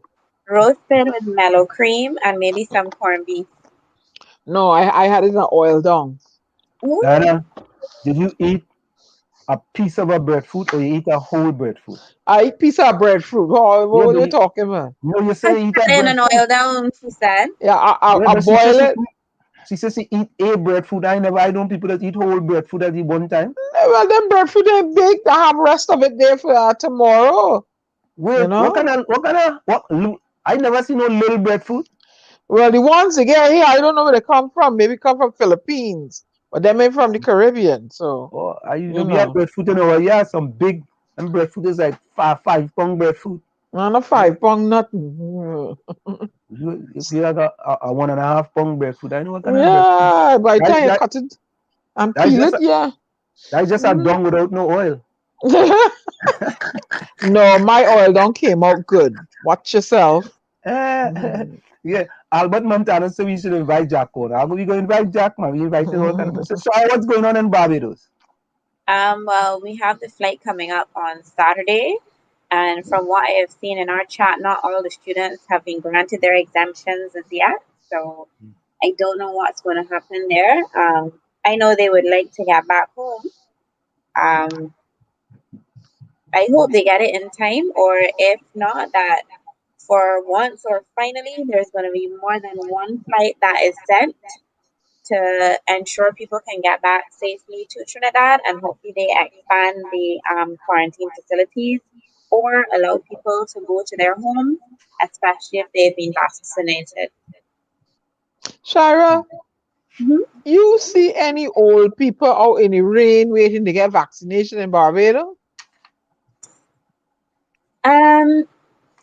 I saw some of the pictures that happened in Trinidad, and it's very, very unfortunate that happened there. I will say honestly and truly, Diana, that I think that because when our vaccination program was rolled out here, it wasn't necessarily the rainy season, or we didn't have rain that day, because there were some elderly people who were outside lined up like that. But as time went along, they definitely were able to have a much better system. It was way more efficient. And actually, they decided to like move the vaccination from the polyclinics to like separate areas completely. Because the problem initially was that you had regular people going to the polyclinics for their regular assessments and whatever they had to do. And then you had the whole drove of us who were going in to get vaccinated. So yes, that caused a major issue initially. But then what happened is that they allowed the polyclinics to do polyclinic stuff. And then they allocated like big halls to handle the vaccination. So for instance, Sandals conference room was used as an area, and I think it still is being used as an area solely for vaccination. The Masonic Lodge, the lodge offered the use of their premises for such. I believe UWE was one at a point in time. Different places like that, and that is how we were able to deal with the backlog and the big droves of people coming into the vaccines. So I hope that in Trinidad the same thing happens, and that we don't see those pictures happening ever again. Tom, you have any questions? I want to know from Shara if Sinovac was used in Sinopharm and Sinovac was used in Barbados. I'm not really hearing you that well. Sorry. Yeah, tell me again, feedback still. Terrible feedback. I'll repeat. I'll ask you the question. He wants to know if Sinopharm or Sinovac was used in Barbados. Not that I am aware of. I know we've been using the Oxford AstraZeneca, and I imagine for us to have gotten our second shot as well, like that's what came in. I'm not sure if we have other brands on island. And I will admit that because I am fully vaccinated, I had my last shot in May. I haven't really been following that. I just see the notifications now where they say where you can go to get your first and your second shot if you need to go, how you book your appointment, different things like that. And if anybody asks me, then I would just tell them, well, this is where you go, etc., etc. So, Shara, are the students who from Trinidad and Tobago, are they allowed to be vaccinated in Barbados? Yes, actually, so there's one student that I've been dealing with. In fact, her parents told her that she should stay here because of the situation in Trinidad right now. It's safer and it's easier on them, I guess, financially as well for her to stay here. So she did, and she went to the polyclinic and she got her first shot. And she will just go back for her second shot. Okay. There was no cost either. Oh, right. So I was going to ask that it's free in Barbados. Yes, it's free. Okay. So I mean, that's a good thing for all the students who are there now, that at least they could get vaccinated and they could get it free. Yes, if they wanted to, they could have. I know I even have friends in other islands who would have gotten the same Oxford AstraZeneca. They are here now. And once the time comes for them to get their second shot, they just simply go and book the appointment or go wherever they say this particular day you can come to get the shot, and they just go and get it, and that's it. So what is the procedure like in Barbados with people getting their vaccine? Is it an alphabetical system? Is it a first come first system? What type of system they have in Barbados? No, right now it's just really and truly, if you need it or you want it, you go and you get it. But you don't have to line up to go and get it. It's not like you have to line up or something to go get it, or no. So initially, yes, we would have had pictures where there were long lines of people going to get the vaccine. Those were because it was solely being given from the polyclinics, and obviously the polyclinics are already utilized for other medical, I guess, visits and whatever it is. So it obviously caused a lot of congestion and there was a lot of confusion. So what they did then was they allocated other areas to be used for vaccination. So Sandals as a hotel that has been used, the Masonic Lodge, I believe. Yeah, other areas just where they know people, like critical spots people can go to just to get the vaccine, and it solely deals with the vaccine. So the first time I went, people were waiting, I would say, between 2 to 4 hours to get it. But the last one that I got, because they had separated vaccines from people just going for regular visits, I would say from the time I parked to the time I got back to my car to leave took 30 minutes maximum. So Shara, just stay with us. We're gonna go for a quick break. Of course, it's in the village with the dark triplets and WZYE 95.9 FM. Of course, we come to you every Tuesday, Thursday, and Saturday from 7 to 9 p.m. That's Tuesday, Thursday, and Saturday from 7 to 9 p.m. And tonight we had with us, of course, we had his major out of Trinidad interview. That was the Soca Warriors coach, Angus Eve, and we wish him all the best. We're going to go for a short break, and we'll be right back. You're listening to WZYE 95.9 FM. You are listening to WZYE 95.9 FM. You are listening to WZYE 95.9 FM, the most influential name in Caribbean radio in the tri-state area. Broadcasting from East Orange, New Jersey, the most influential name in Caribbean radio, WZYE 95.9 FM.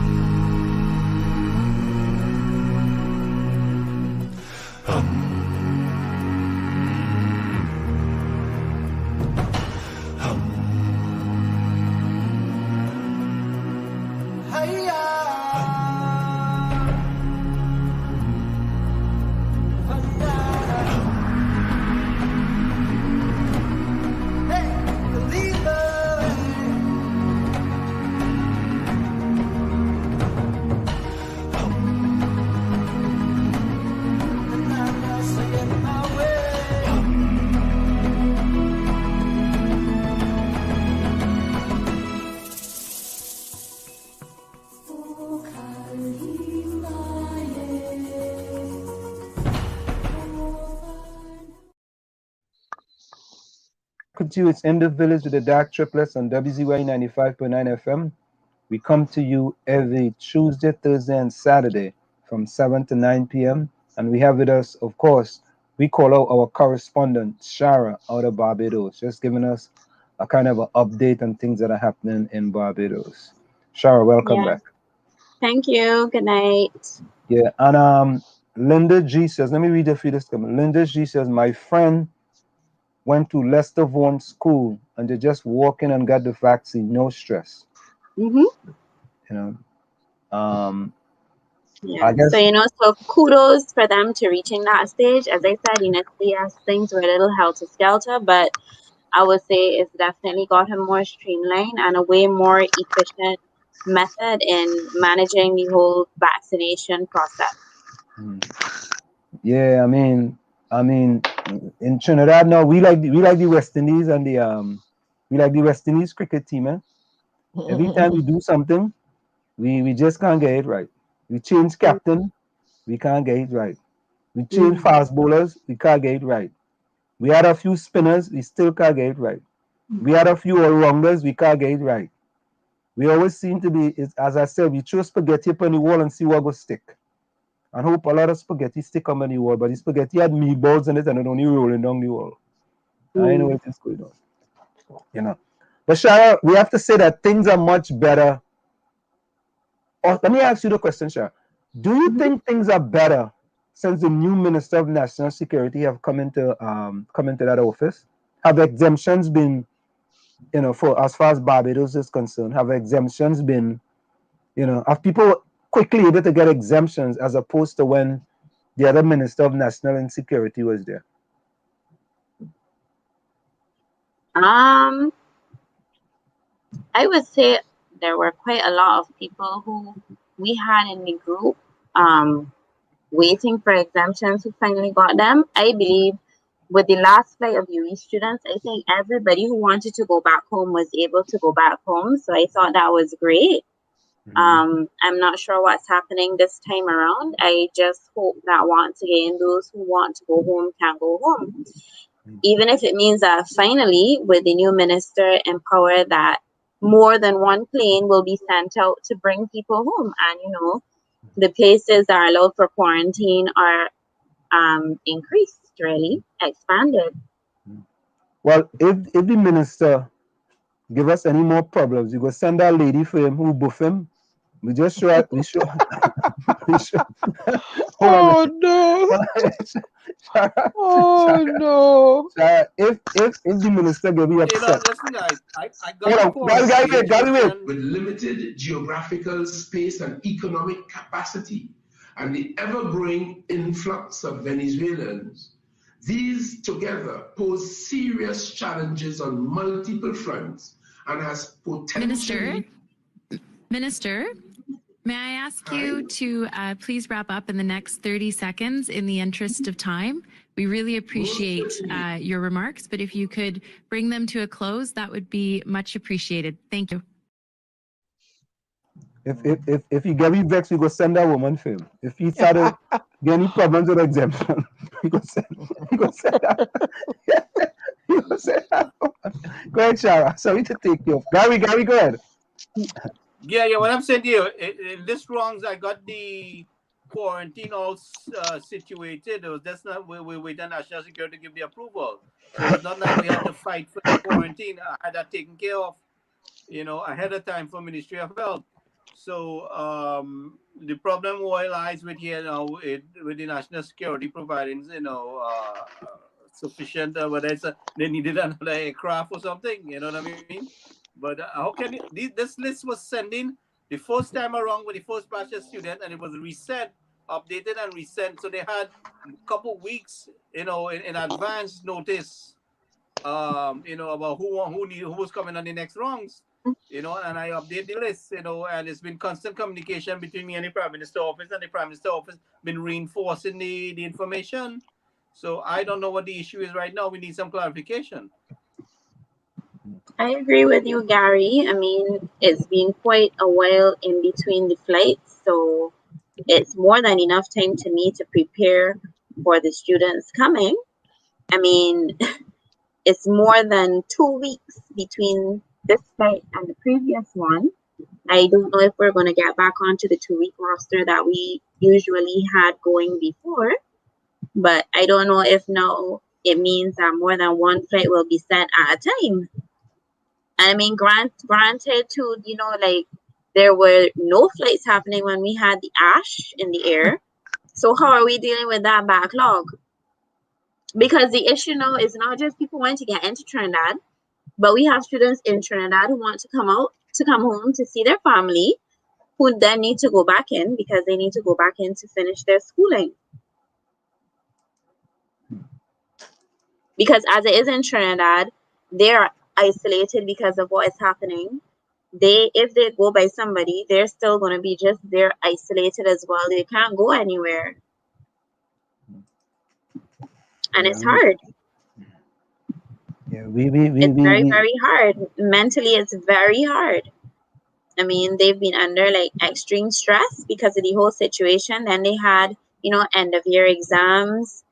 You know, those who might be finishing their degrees, those who need to ensure they get certain grades because of the further education that they want to pursue, because of the jobs they want to pursue, different things like that, and they just want a little break.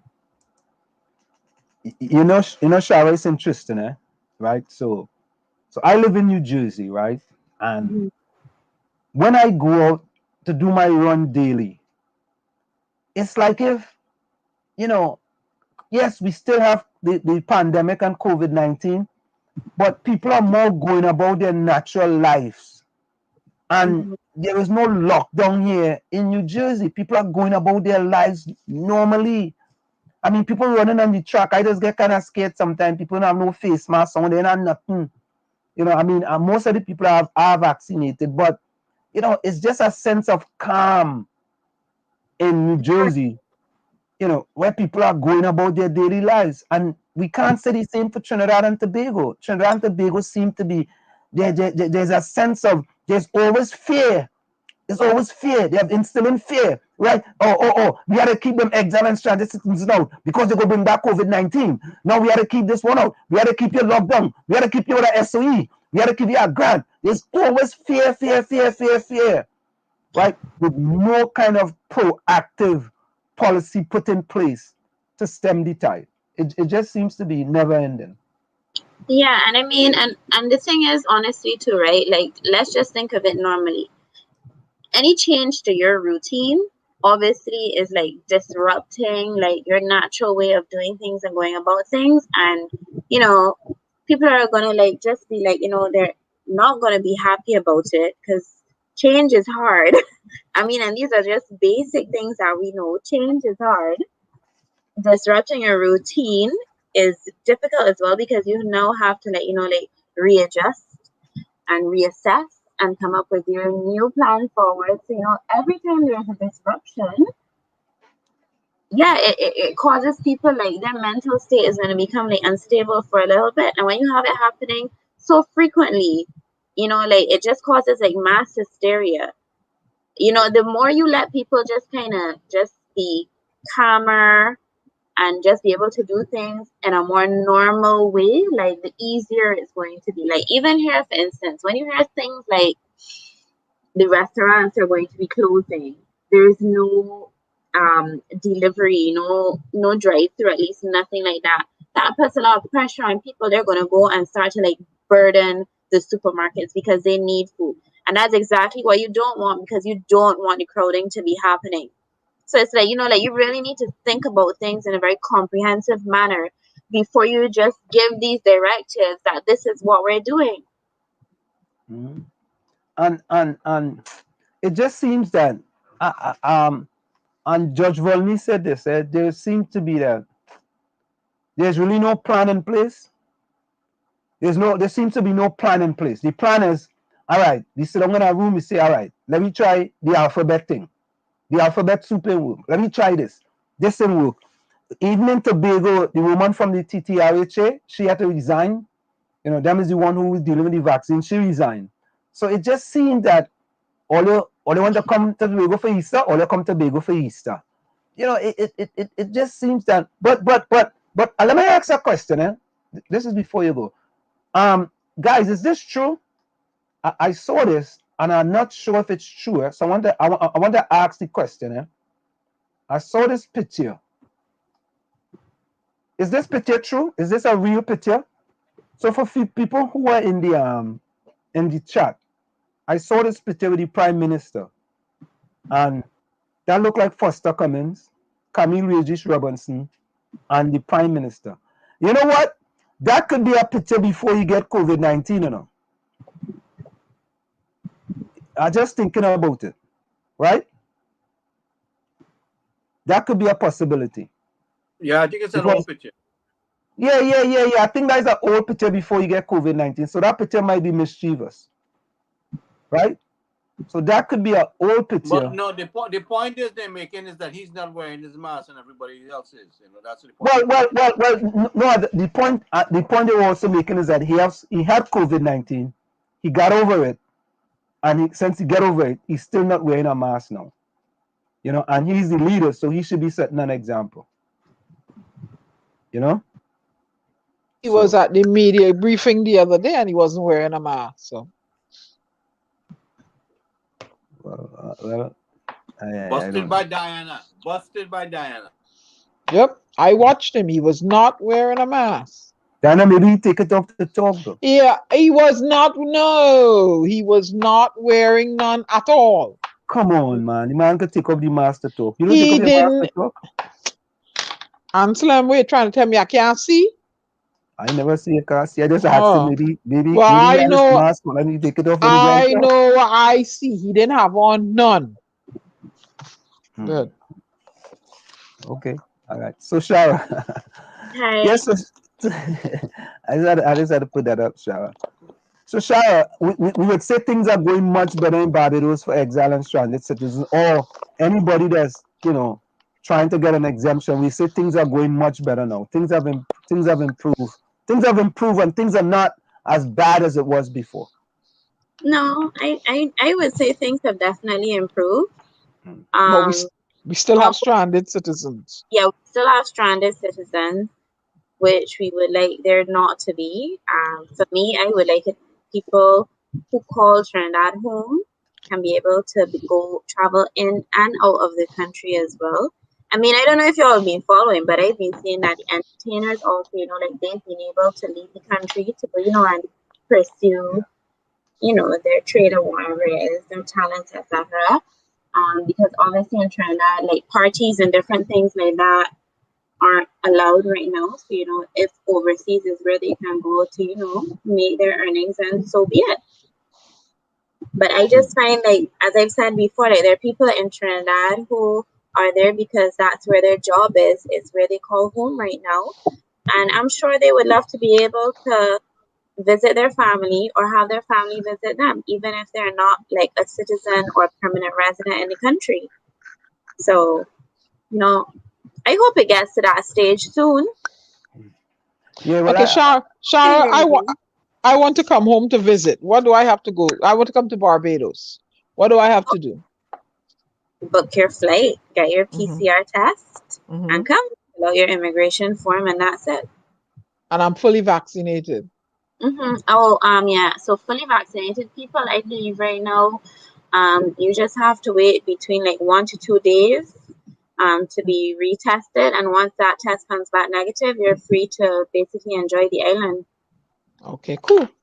Thank you. Just abiding by the few restrictions that we have right now. Like we're still on curfew from Thursday to Sunday, 12 a.m. to 5 a.m. But Monday, Wednesday, there is no curfew. So that again, you have a curfew when? Thursday to Sunday from 12 a.m. to 5 a.m. Oh, 12 a.m. to 5 a.m. Not like in 5 hours. Now, Trinidad has a curfew this coming weekend, and this is Father's Day weekend, and the curfew will start at 10 a.m. on Saturday, and 5 a.m. on Sunday, and Sunday curfew starts at 10 a.m. and ends at 5 a.m. on Monday. Right. They are no weekend, Anselm. So as we partner 𝗪𝗶𝘶𝗵 said, Father's Day, none of them kids can't get visit their father. 𝗪𝗶𝘶𝗵 said, all you can't go see all your father. Oh God, it's only wicked and evil thing happening in Trinidad and Tobago these days, boy. Nothing good happening, boy. And look what they do. They wait till 7:30 to do a roadblock, and people have to get off the road by 9 o'clock. Wicked and evil things happening in the country. That's just what it is. It's bad. It's bad. I never thought I'd be so negative about my country, boy. Never thought so. But sometimes you have to speak truth to power. So, Shara, any closing words? Well, I just have a question. I think I had seen somewhere that hopefully by July, the exemption process might not be anymore. Do you think that's going to be happening? No. Shara, you ever hear about they give you something, they give you a marble in one hand, and the marble roll down in your other hand and they take it away? They give you something in your right hand, right? And then they take it away in the left hand. Yeah, but I just wanted to know, like, before, like, I mean, I would hear or I would see these things, and like I wasn't really taking it seriously because I just realized it was just giving false hope. But now, because there are vaccines in the country, people are becoming vaccinated. I was just wondering, and you have a new minister of national security. I was just wondering, like, did you all think, like, there's even a possibility that this could actually be? No, because of the vaccination situation, if you don't get herd immunity, right? No, I don't think that's going to happen. No. Okay. And then we're not dealing with a male 𝗪𝗶𝘁𝗵. Shara, somebody say good night, Shara. I need a 𝗪𝗶𝗃𝗃 real bad. Is the yes, beaches they open are to the public in Barbados? Yes, Yeah, they is are. the public open? I go there every Sunday morning. religiously. Albert Montano say, Anselm, because you pay them government like to suffer people. Yes, I try to go to the beach as much as possible right now. Just really enjoy it and soak it in. Albert, you wicked boy. Albert say, my PNM government like to suffer people. When I come, I'll stay in Jackson with my uncle. So I'll Okay, rent a no car. problem. I'll rent a car and I'll be all over the place. My mom works close to Jackson.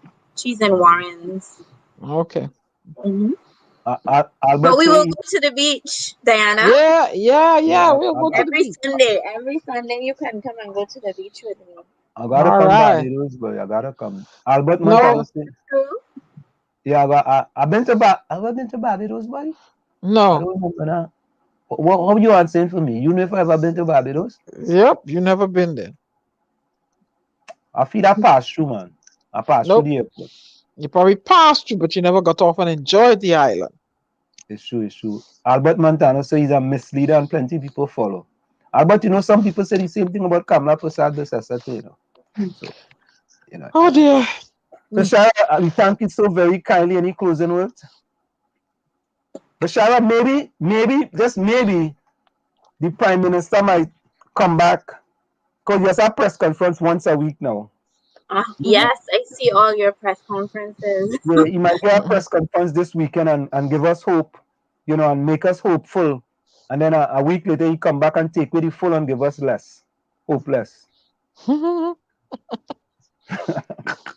don't know. What are the closing remarks this week, Anselm? It feels like the same thing being repeated all the time. You know, like just allow people to come home. Deja vu. Yeah, really and truly. Allow them to come home, and you know, until they are able to, please provide them with the necessary assistance that they can at least, you know, have a decent standard of living while they are stranded where they are stranded. And let's just get them home as soon as possible. And even when they get back, help them get back on their feet. Shara, I was trying to get some of the students to speak up, but they're not responding. Maybe you could help us to get I'm not sure if they can, Gary. Remember, as UWI students, I don't think they're really meant to like be speaking publicly on things. Yeah, I know that. I heard there was some restriction or something like that also. Yeah. Yes, there is. So I wouldn't want them to like go and break those rules because, you know, they're spending lots of money getting their education, and I would like them to just focus on that. Well, if I was a UWI student, they wouldn't have been silencing me. I would have been under some pseudonym, and I would have been speaking my piece. Yeah, right. They ain't silencing me. Oh no. Can't silence the storm at all. Not at all. So Shara, we want to thank you so very kindly. Any closing words? Your closing words was we want the PNM to open back up the border, right? Yeah, I do. I would like them, you know, to get things in order, allow people to come home, allow those who would like to leave Trinidad as well, who are not citizens or permanent residents, to be able to do so and re-enter the country, allow their families to visit them as well, and provide the necessary assistance to those who are stranded. Hallelujah. It's that simple. Shara, of course, always thank you so very kindly. Yes, thank you so much for having me as well, and I wish all of you a great night and a great weekend ahead. Friday tomorrow. All right, take care. Sarah, I want to at least get you in once a week to give us an update of what's going on. At least that. Yeah, so sure. For a few minutes. I mean, right? I'm sure we're going to see how Saturday goes, Gary. I mean, honestly, seeing those children in the chat saying, you know, like, we have not gotten our exemptions up to now. I mean, yeah, I never seen it like that. And this time around is not for lack of not being able to get your test results on time. This is simply because they have not gotten their exemption. And these are things that the ministry was aware of from even before exams were finished, because they asked explicitly for us to let them know when exams were finishing so that students can be placed on the flight to come back home. They got that spreadsheet several times from me. You know, they have gotten it numerous times. They are aware of it. As we know, the minister is in our chat as well. So everything has been there, first-hand information. So let's see what the excuse is this time. Anyway, So thanks a lot. we really have to see what is going to happen now, because, you know, a lot of things happen when they stay here, you know. When you stay here, that means an additional expense in regards to accommodation, in regards to groceries, daily expenses, different things like that. Things which might not have been budgeted for. And then what happens? That's what I'm concerned Who's about, is handling the that accommodation expense? while the break is. Who's handling that expense? So, certainly not the government of Trinidad and Tobago. No. A boogie financier, a ghost financier. Oh well, Sarah, we always thank you so very kindly and continue the great work that you're doing, and we all appreciate you. Yes, you're very welcome. Thank you for having me tonight, and I'll be on soon again. Okay, thank you so much. All right, bye, Shara. All right, let me get Gary's song here before we go. Gary, hold on. Let me get his song here for you, Gary. Yeah, of course. Yeah, Shara. Thank you so much, Shara, for your contributions. We really appreciate it. Anselm, the only thing about it is, some of the students who were given the impression that they could continue one of the semester online when they went to Trinidad and that May 7th flight, but you tell them they had to come back because they canceled that option. So we're having issues with the students who were supposed to come back on that flight too also. We're not sure what the situation is with them also. So Gary, here's your song, man. Hold on. Yeah, man. Yeah. Tommy don't have no song, so we can't play no song for you.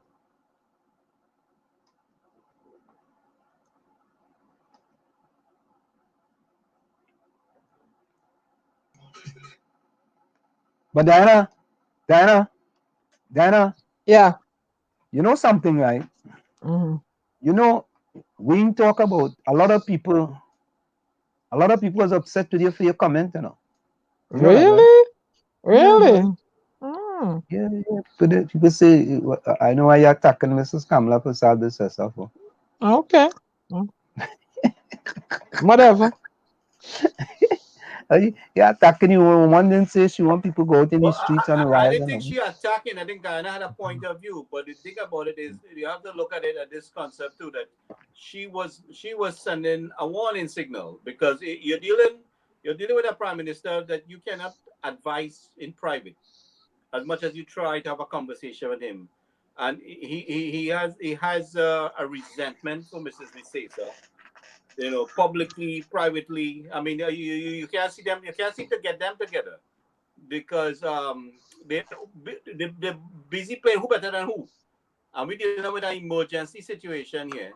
So she had no choice. I see that she had no choice to tell him it publicly. It would have been nice that they could have communicated certain things privately. We would have loved to see that, you know. But based on our personal dealing with the government and especially on the prime ministerial level, you know, it's very difficult to deal with him, you know, and so I could see why she had to do it in that aspect. You know, we even had any. Go ahead. But Gary, I stated, right? This is what I said. Oh, getting feedback. This is what I said. Invoking or mentioning the 1990 coup is like a sitting volcano waiting to erupt. Her intentions may not to incite anything, but any mention of 1990 could bring back harsh memories that we are facing in TNT today and could lead to an insurrection. A volcano could erupt because of the pressure, and I'm quoting here now, a volcano could erupt because of, quotes, in quotes, the pressure from the exhaled gases in the magna and the injection of a new batch of magna into an already filled magna chamber. If you replace many of those words with what's going on in Trinidad and Tobago today, you could replace, the pressure from the wicked and evil things that are happening in Trinidad and Tobago. You understand? And the wicked and evil ways with the injection of all these wicked policies, right, into an already poor and disadvantaged people could allow this volcano to erupt. So I think that when you invoke that type of language, I think what she could have done, and this is what we have to require of all our politicians, you have to be very careful in the words that you are using, because your words can incite people as well as can calm people. It can cause fear for people. They can cause many things. And you as a politician have to start to think very carefully and choose your words carefully. You cannot allow other people, well, no, let me don't say you cannot. You have to understand that when you choose certain words, right, of course the government going to twist it and put it in whatever way they want to put it, right?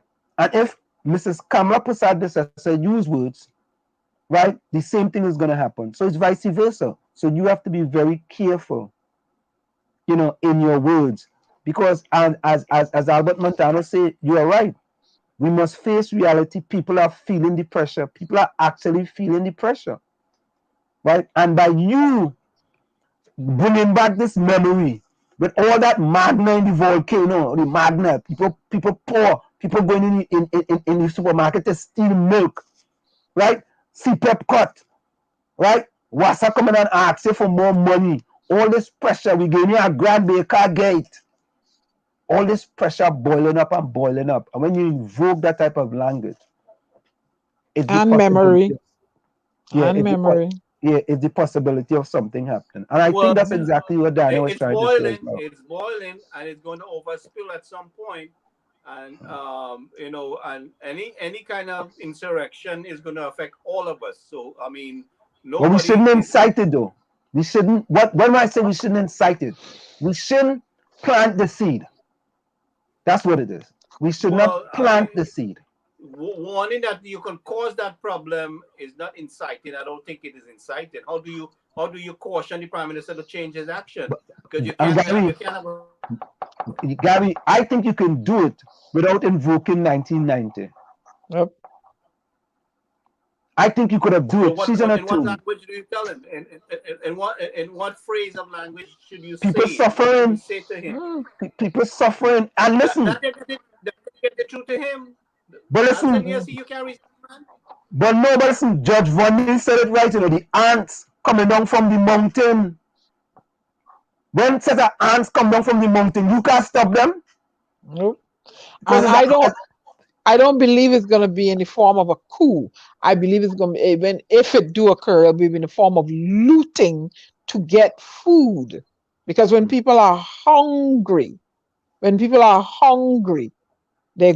to go where the food is. Who do you think they're going to loot? When they loot, who do you think they're going to loot? They're not going to go and loot they're not going to loot the clothing stores or the cloth store. They're going for food. But they're not going to loot. They're not going to loot from the government or the politician. Is the business going to suffer? But they want food. They're hungry people. What do animals do in the wild? They go where the food, where the prey is. They're hungry. They're going to. I don't think there's going to be a coup for food. I think there's going to be looting if it occurs. Yeah, they want the food. That's why you went to the grocery to steal. That is just the beginning. Hungry. That is the beginning. So masses will start stealing for food. It'll be a form of looting. Yeah. Right. So Lana says, Anselm, we are not planting any seeds, just stating the facts that it can happen if things don't change. And Lana, I don't disagree with that. I am saying, yes, you are planting the seeds, but you do not plant the seed that invoke the worst time that happened in Trinidad and Tobago. And when you plant that seed, people thinking, oh, but you know what? Yeah, boy, forget yes. You know, I hungry, right? I go do this, I go do that because I'm hungry. If you had just said, listen, everybody knows in Trinidad and Tobago, there's many people starving. That is academic now in Trinidad and Tobago. We don't even have to plant no seed for that. We know that. Right? However, you could continue to reiterate that And you can use examples. 𝗪𝗵𝗹𝗶𝗃, right? 30,000 workers, right? WASA, right? You can use many examples. Grants, people ain't getting none of the grants, right? You could use many examples. And to me, right, you can use examples without invoking. I mean, Diana, you know this. You could. It's like a extempo. You know, it's like Coco saying, I call you and all I want to wish you is a Merry Christmas. Right? But people know what you're talking about. They know what you're talking about. They know that Coco meant, boy, when the election come, you and them fellas good. But when the election finish and you call them, they ain't picking up their phone. Nope. Right? And he say, all I want to do is to call them to wish them a Merry Christmas. So I'm saying that politicians, and it's not Mrs. 𝗪𝗶𝗃𝗧𝗦 only, it's both sides of the coin. Both sides of the coin. Right? You have to be able to choose your words carefully, because remember, we have two parties in Trinidad, PNM and UNC. Anything the PNM says, right, especially people from the go along, get along PNM gang, them running with that. Anything the UNC says, right, the UNC will defend Mrs. 𝗪𝗶𝗃𝗧𝗦 to the hilt. But sometimes we have to be honest and we have to say, you know, boy, maybe she should not just invoke, she should not just leave out 4 numbers. 1990. If she had left that out, nobody could have said anything, because it's a fact. People starving. People don't have food. Just don't even have water. Right? They don't have water. You can't flush your toilet. You gotta go back to the latrine. You gotta go back to the latrine. And maybe no lights too, no phone, nothing. No lights too, right? You can't get no work, 𝗪𝗵𝗹𝗃. You can't pull no bull. You can't sell nothing on the streets. Nope. Just don't even do nothing. Nope. Right? Wait. They have the 4 marijuana plants that they have. They can sell that. We will sell it to. Sell it on credit. You can sell it by WhatsApp, via Cash App or Venmo. Somebody could send you, right? So what I want us to do, and this is what this program is all about, folks. We want all different people to come into the program, and we want to be able to think critically about things. That's what we want to do. We want to think critically, right? And thinking critically doesn't mean to say that you have to make me an enemy because I may disagree with you this time.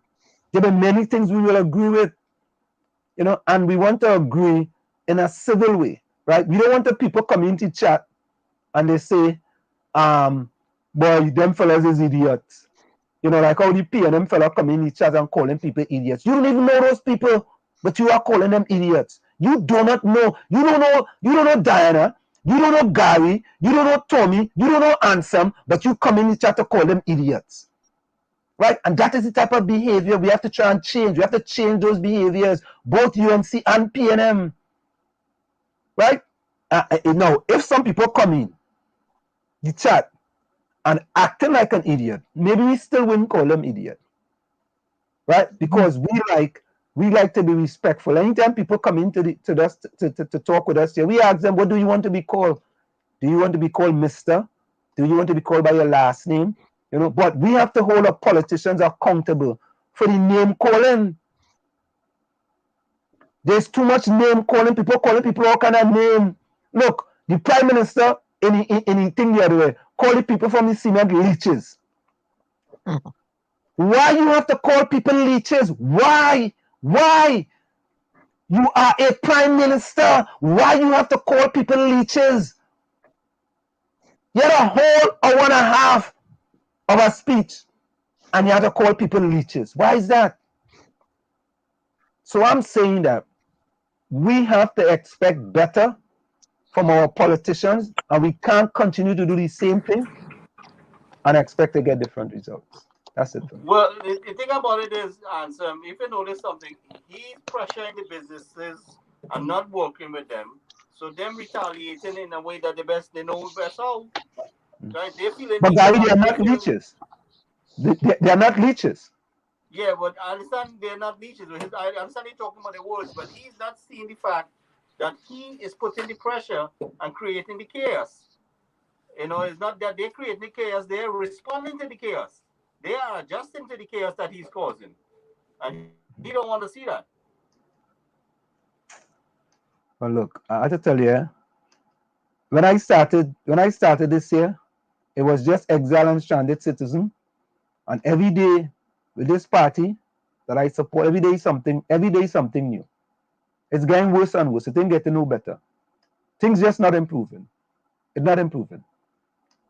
You know, and if I can't sit and lie to myself. You know, so folks, of course, it's in the village with the dark triplets on WZYE 95.9 FM. You know what we gonna do? We have to invite Lana in, and we have to invite Linda MG. Is Linda MG? Is it Linda? Diana. Yeah, Linda MG. We had to invite all into the program so they could so we could have discussions with you all. We like to invite people into the program, and we want to invite everybody else into the program. We want to invite a lot of people. We want to invite Montano. Yeah, we want to invite Montano too. I mean, we should invite Cindy, but I know Cindy like to be undercover. Cindy says she like to be undercover.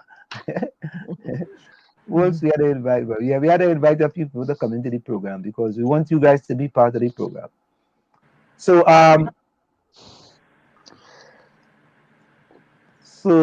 let's see if I have anything quickly here. Anything else I have to play here quickly, man? China and US are doing the COVID. That Diana said there was a lot of people not vaccinated in remember this one, Diana? Hospital with COVID-19, how overwhelming things in common. They're not vaccinated. Yeah. Tobago second dose. Vaccine, halal vaccine. You know, we never ever discussed the exemption letter that the Paris Worry daughter get. Next show. Yeah. Oops. You know, I'd invited that Venezuelan who was giving out free fish. Free fish. Free fish. Free fish. And he had accepted, then he had something. All right, folks. So, of course, it's in the village. Who's going to close the program tonight, guys?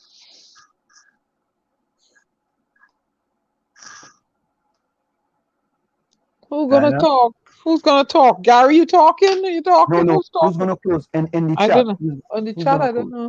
And what's her name? She closed the other day. Montrose. Oh, who's there?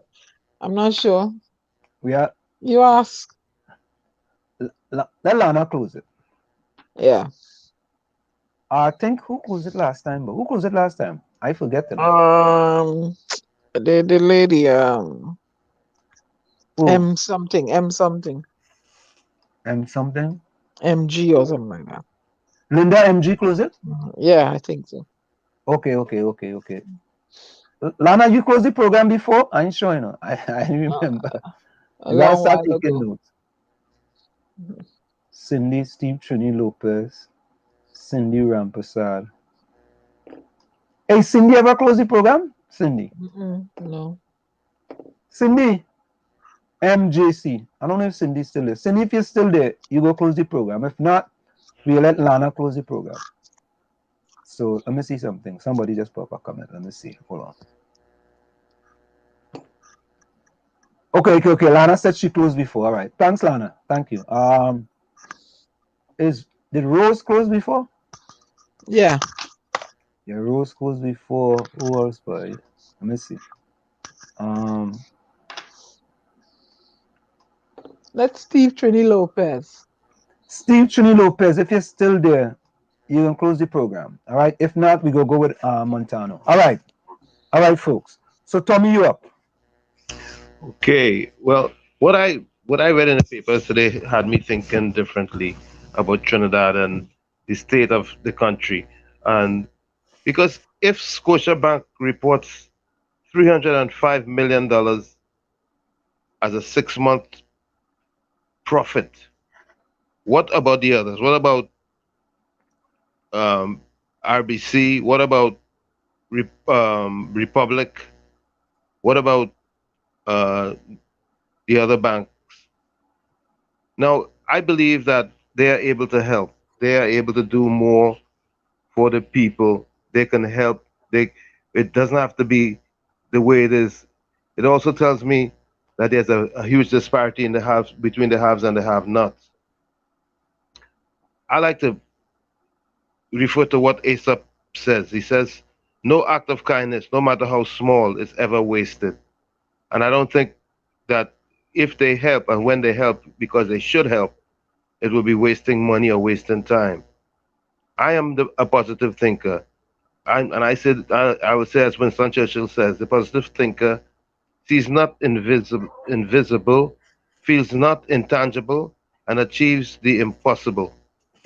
Tonight, I like to say it's been a wonderful night. It's been a great night again, and I thank the Most High for giving us the opportunity to communicate with each other. Good night from your love child.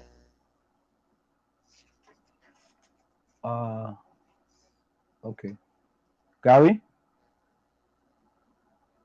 Yeah, I'm not going to say too much tonight. I'm just going to say thank everyone for joining us, and looking forward to our next meeting. I am very concerned about the children in Barbados. You know, that's on my mind, and I got a couple other issues with family and medical emergency that I want to see get addressed, so that they can access,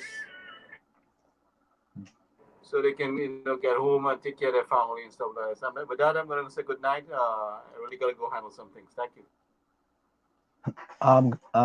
Tommy, Lana says, love child, good night. Pleasant night to her too. Thank you. Oh God. In the words of Albert Einstein, blind belief in authority is the greatest enemy of truth. From where I sit, this is it. The clock on the wall said that's all I like to say, but I've got to go. Remember, hard work beats talent when talent does not work hard. And for every 60 seconds of anger, you lose 1 minute of happiness. Go ahead, Diana. And Montano, if you're still there, could you put some closing comments in the chat if you're still there? Albert Montano, if you're still there, put some closing comments in the chat. Okay. Diana, wait a minute, Diana. Just a minute. Hold on a minute. Okay, go ahead.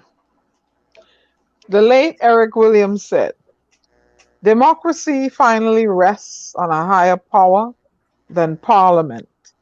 It rests on an informed and cultivated and alert public opinion. The members of parliament are only representatives of the citizens. They cannot represent apathy and indifference. They can play the part allotted to them only if they represent intelligence and public spiritness. To care for those who once cared for us is one of the highest honors. As we have seen, this pandemic is bringing out the best and the worst in us. At its best, we are witnessing empathy and kindness of fellow citizens towards their other citizens in distress. At its worst, we are seeing people speaking out of fear, frustration, and uncertainty as a result of an exemption policy and border closure, which left many citizens of Trinidad and Tobago exiled and stranded, even as I speak. Another social worst that has emerged from this COVID-19 in Trinidad and Tobago pertains to the treatment of the elderly population. According to the science, the elderly are at higher risk for severe illness from COVID-19 infection. Older adults have been instructed to limit face-to-face interactions with individuals outside their immediate household in an attempt to flatten the curve. Physical and social distancing protocols were put in place. Not all elderly are frail, but those who are, because of limited or impaired physical mobility, less autonomy, increased vulnerability to infections and immunological depletion, cognitive decline, chronic health conditions, lower injury thresholds, and higher recovery times. Older people are special and should be put on a firm pedestal, not one built by a foundation supported by shaky governmental scaffolding and compromising public service announcements. MP Dayal Singh, having the elderly population initially massed together, a crowd of more than 300 elderly persons line up to wait for only 200 available vaccines, is nothing short of abuse of the elderly. To have them sitting in the rain, no shelter except for an umbrella, Dr. Rowley, speaks volumes about you as a leader. In the words of Nelson Mandela, a nation should not be judged by how it treats its highest citizens, but its lowest ones. According to the World Data Atlas, Trinidad and Tobago's population aged 60 and over in 2020 was 236.86 thousand persons, an increase from 65.46 thousand persons in 1971, and is growing at an average annual rate of 2.66%. According to an article dated January 23, 2020 Express, based on the above statistics, Trinidad and Tobago's aging population is increasing, while at the same time the country's working population will decline. This means the sustainability of the NIS scheme, which financially supports retired people, will be negatively impacted. This was a revelation by Trinidad and Tobago's American Chamber of Commerce Chief Executive 𝗪𝗏𝗃𝗏. Tewari stated that we are facing the reality of an aging population and we need to pay attention to the impacts this will have on our society, and more importantly, how to prepare for it. This COVID-19 pandemic should be a government's dry run on how to handle the next one on the horizon. If I had to grade the performance of the PNM thus far, it would not be a favorable one. At this time, I'd like to recite one of my pieces I did, and I aptly named it Ode to Aging. There may come a day when my glistening locks will all be gray, and I may not recall what you say. That's the time I'll need you most. Stay by my side in case I get lost. In the twilight of my years, my face may show the many internal fears. That's the time I'll need you near, with you, with your favorite handkerchief to wipe away my tears. There may come a day when I may not recall what you did or say. I may embark on a journey and not find my way. Beside me, my love, promise me you will stay. There may come a day not so far away. Promise me, like a used tire, you won't toss me away, and you will give me shelter on a rainy day. This is your resident poet, Diana Benskin, bidding you auf Wiedersehen until we meet again. Good night. Diana, wave me Benskin, boy. Diana, you're starting a little thing here, a message too, boy. we started a little separate piece with Diana Benskin, our message too. So that is our message to Terence Dayal Singh and Dr. Rowley. Right. That is it. A message to Terence Dayal Singh and Dr. Keith Christopher Rowley. Absolutely. That is it. We're going to our message too. It's our message too. And we ain't sparing nobody, Message to everybody. You do something bad, you do something that's not going to benefit the people of Trinidad and Tobago, we go send you a message. That is it. Now we go keep them on the P's and Q's. Of course. You know what I mean? So folks, what we're going to go out tonight with is Captain, this ship is sinking. Okay, all right. Let me go and get that one. How do I go and get that one? All right, hold up. Let me go and get that one. Let me see. Oh boy, how did I do that one? Let me go and get that one here. Captain, the ship is sinking.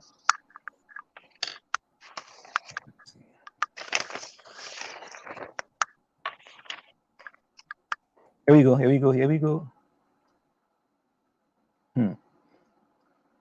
don't know why Diana want to go with Captain, the ship is sinking, huh?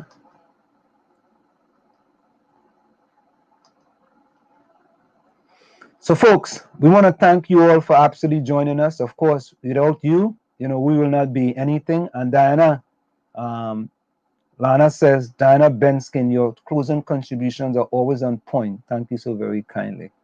You see, Diana, you're getting Thank you, Lana. Thank you. Yeah. Erica says, fantastic poem, Diana.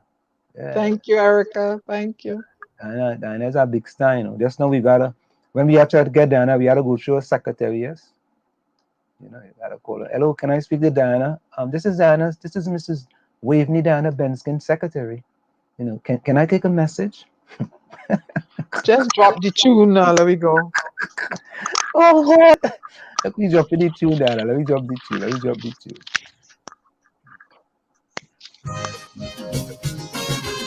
This is an SOS from the Trinidad.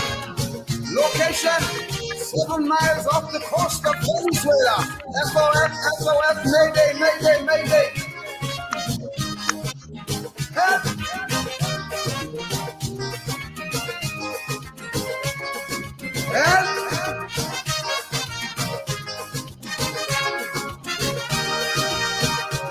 The Trinidad, a luxury liner, sailing the Caribbean Sea, with an old captain named Eric Williams.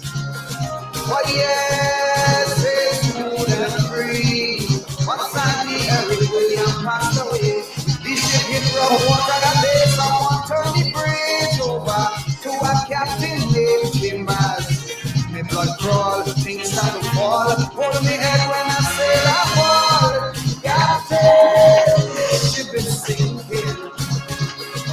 Captain, the seas are rough. Oh yes, we gas now almost empty. No electricity, we are the pressure reading low. Shall we abandon ship, or shall we stay on it and perish slow? We don't know. Captain, you tell me what to do. Whoa.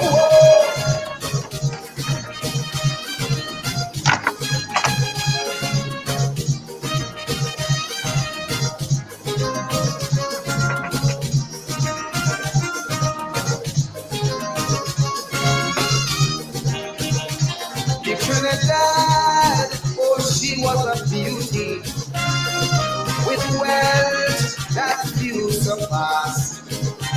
And in her day,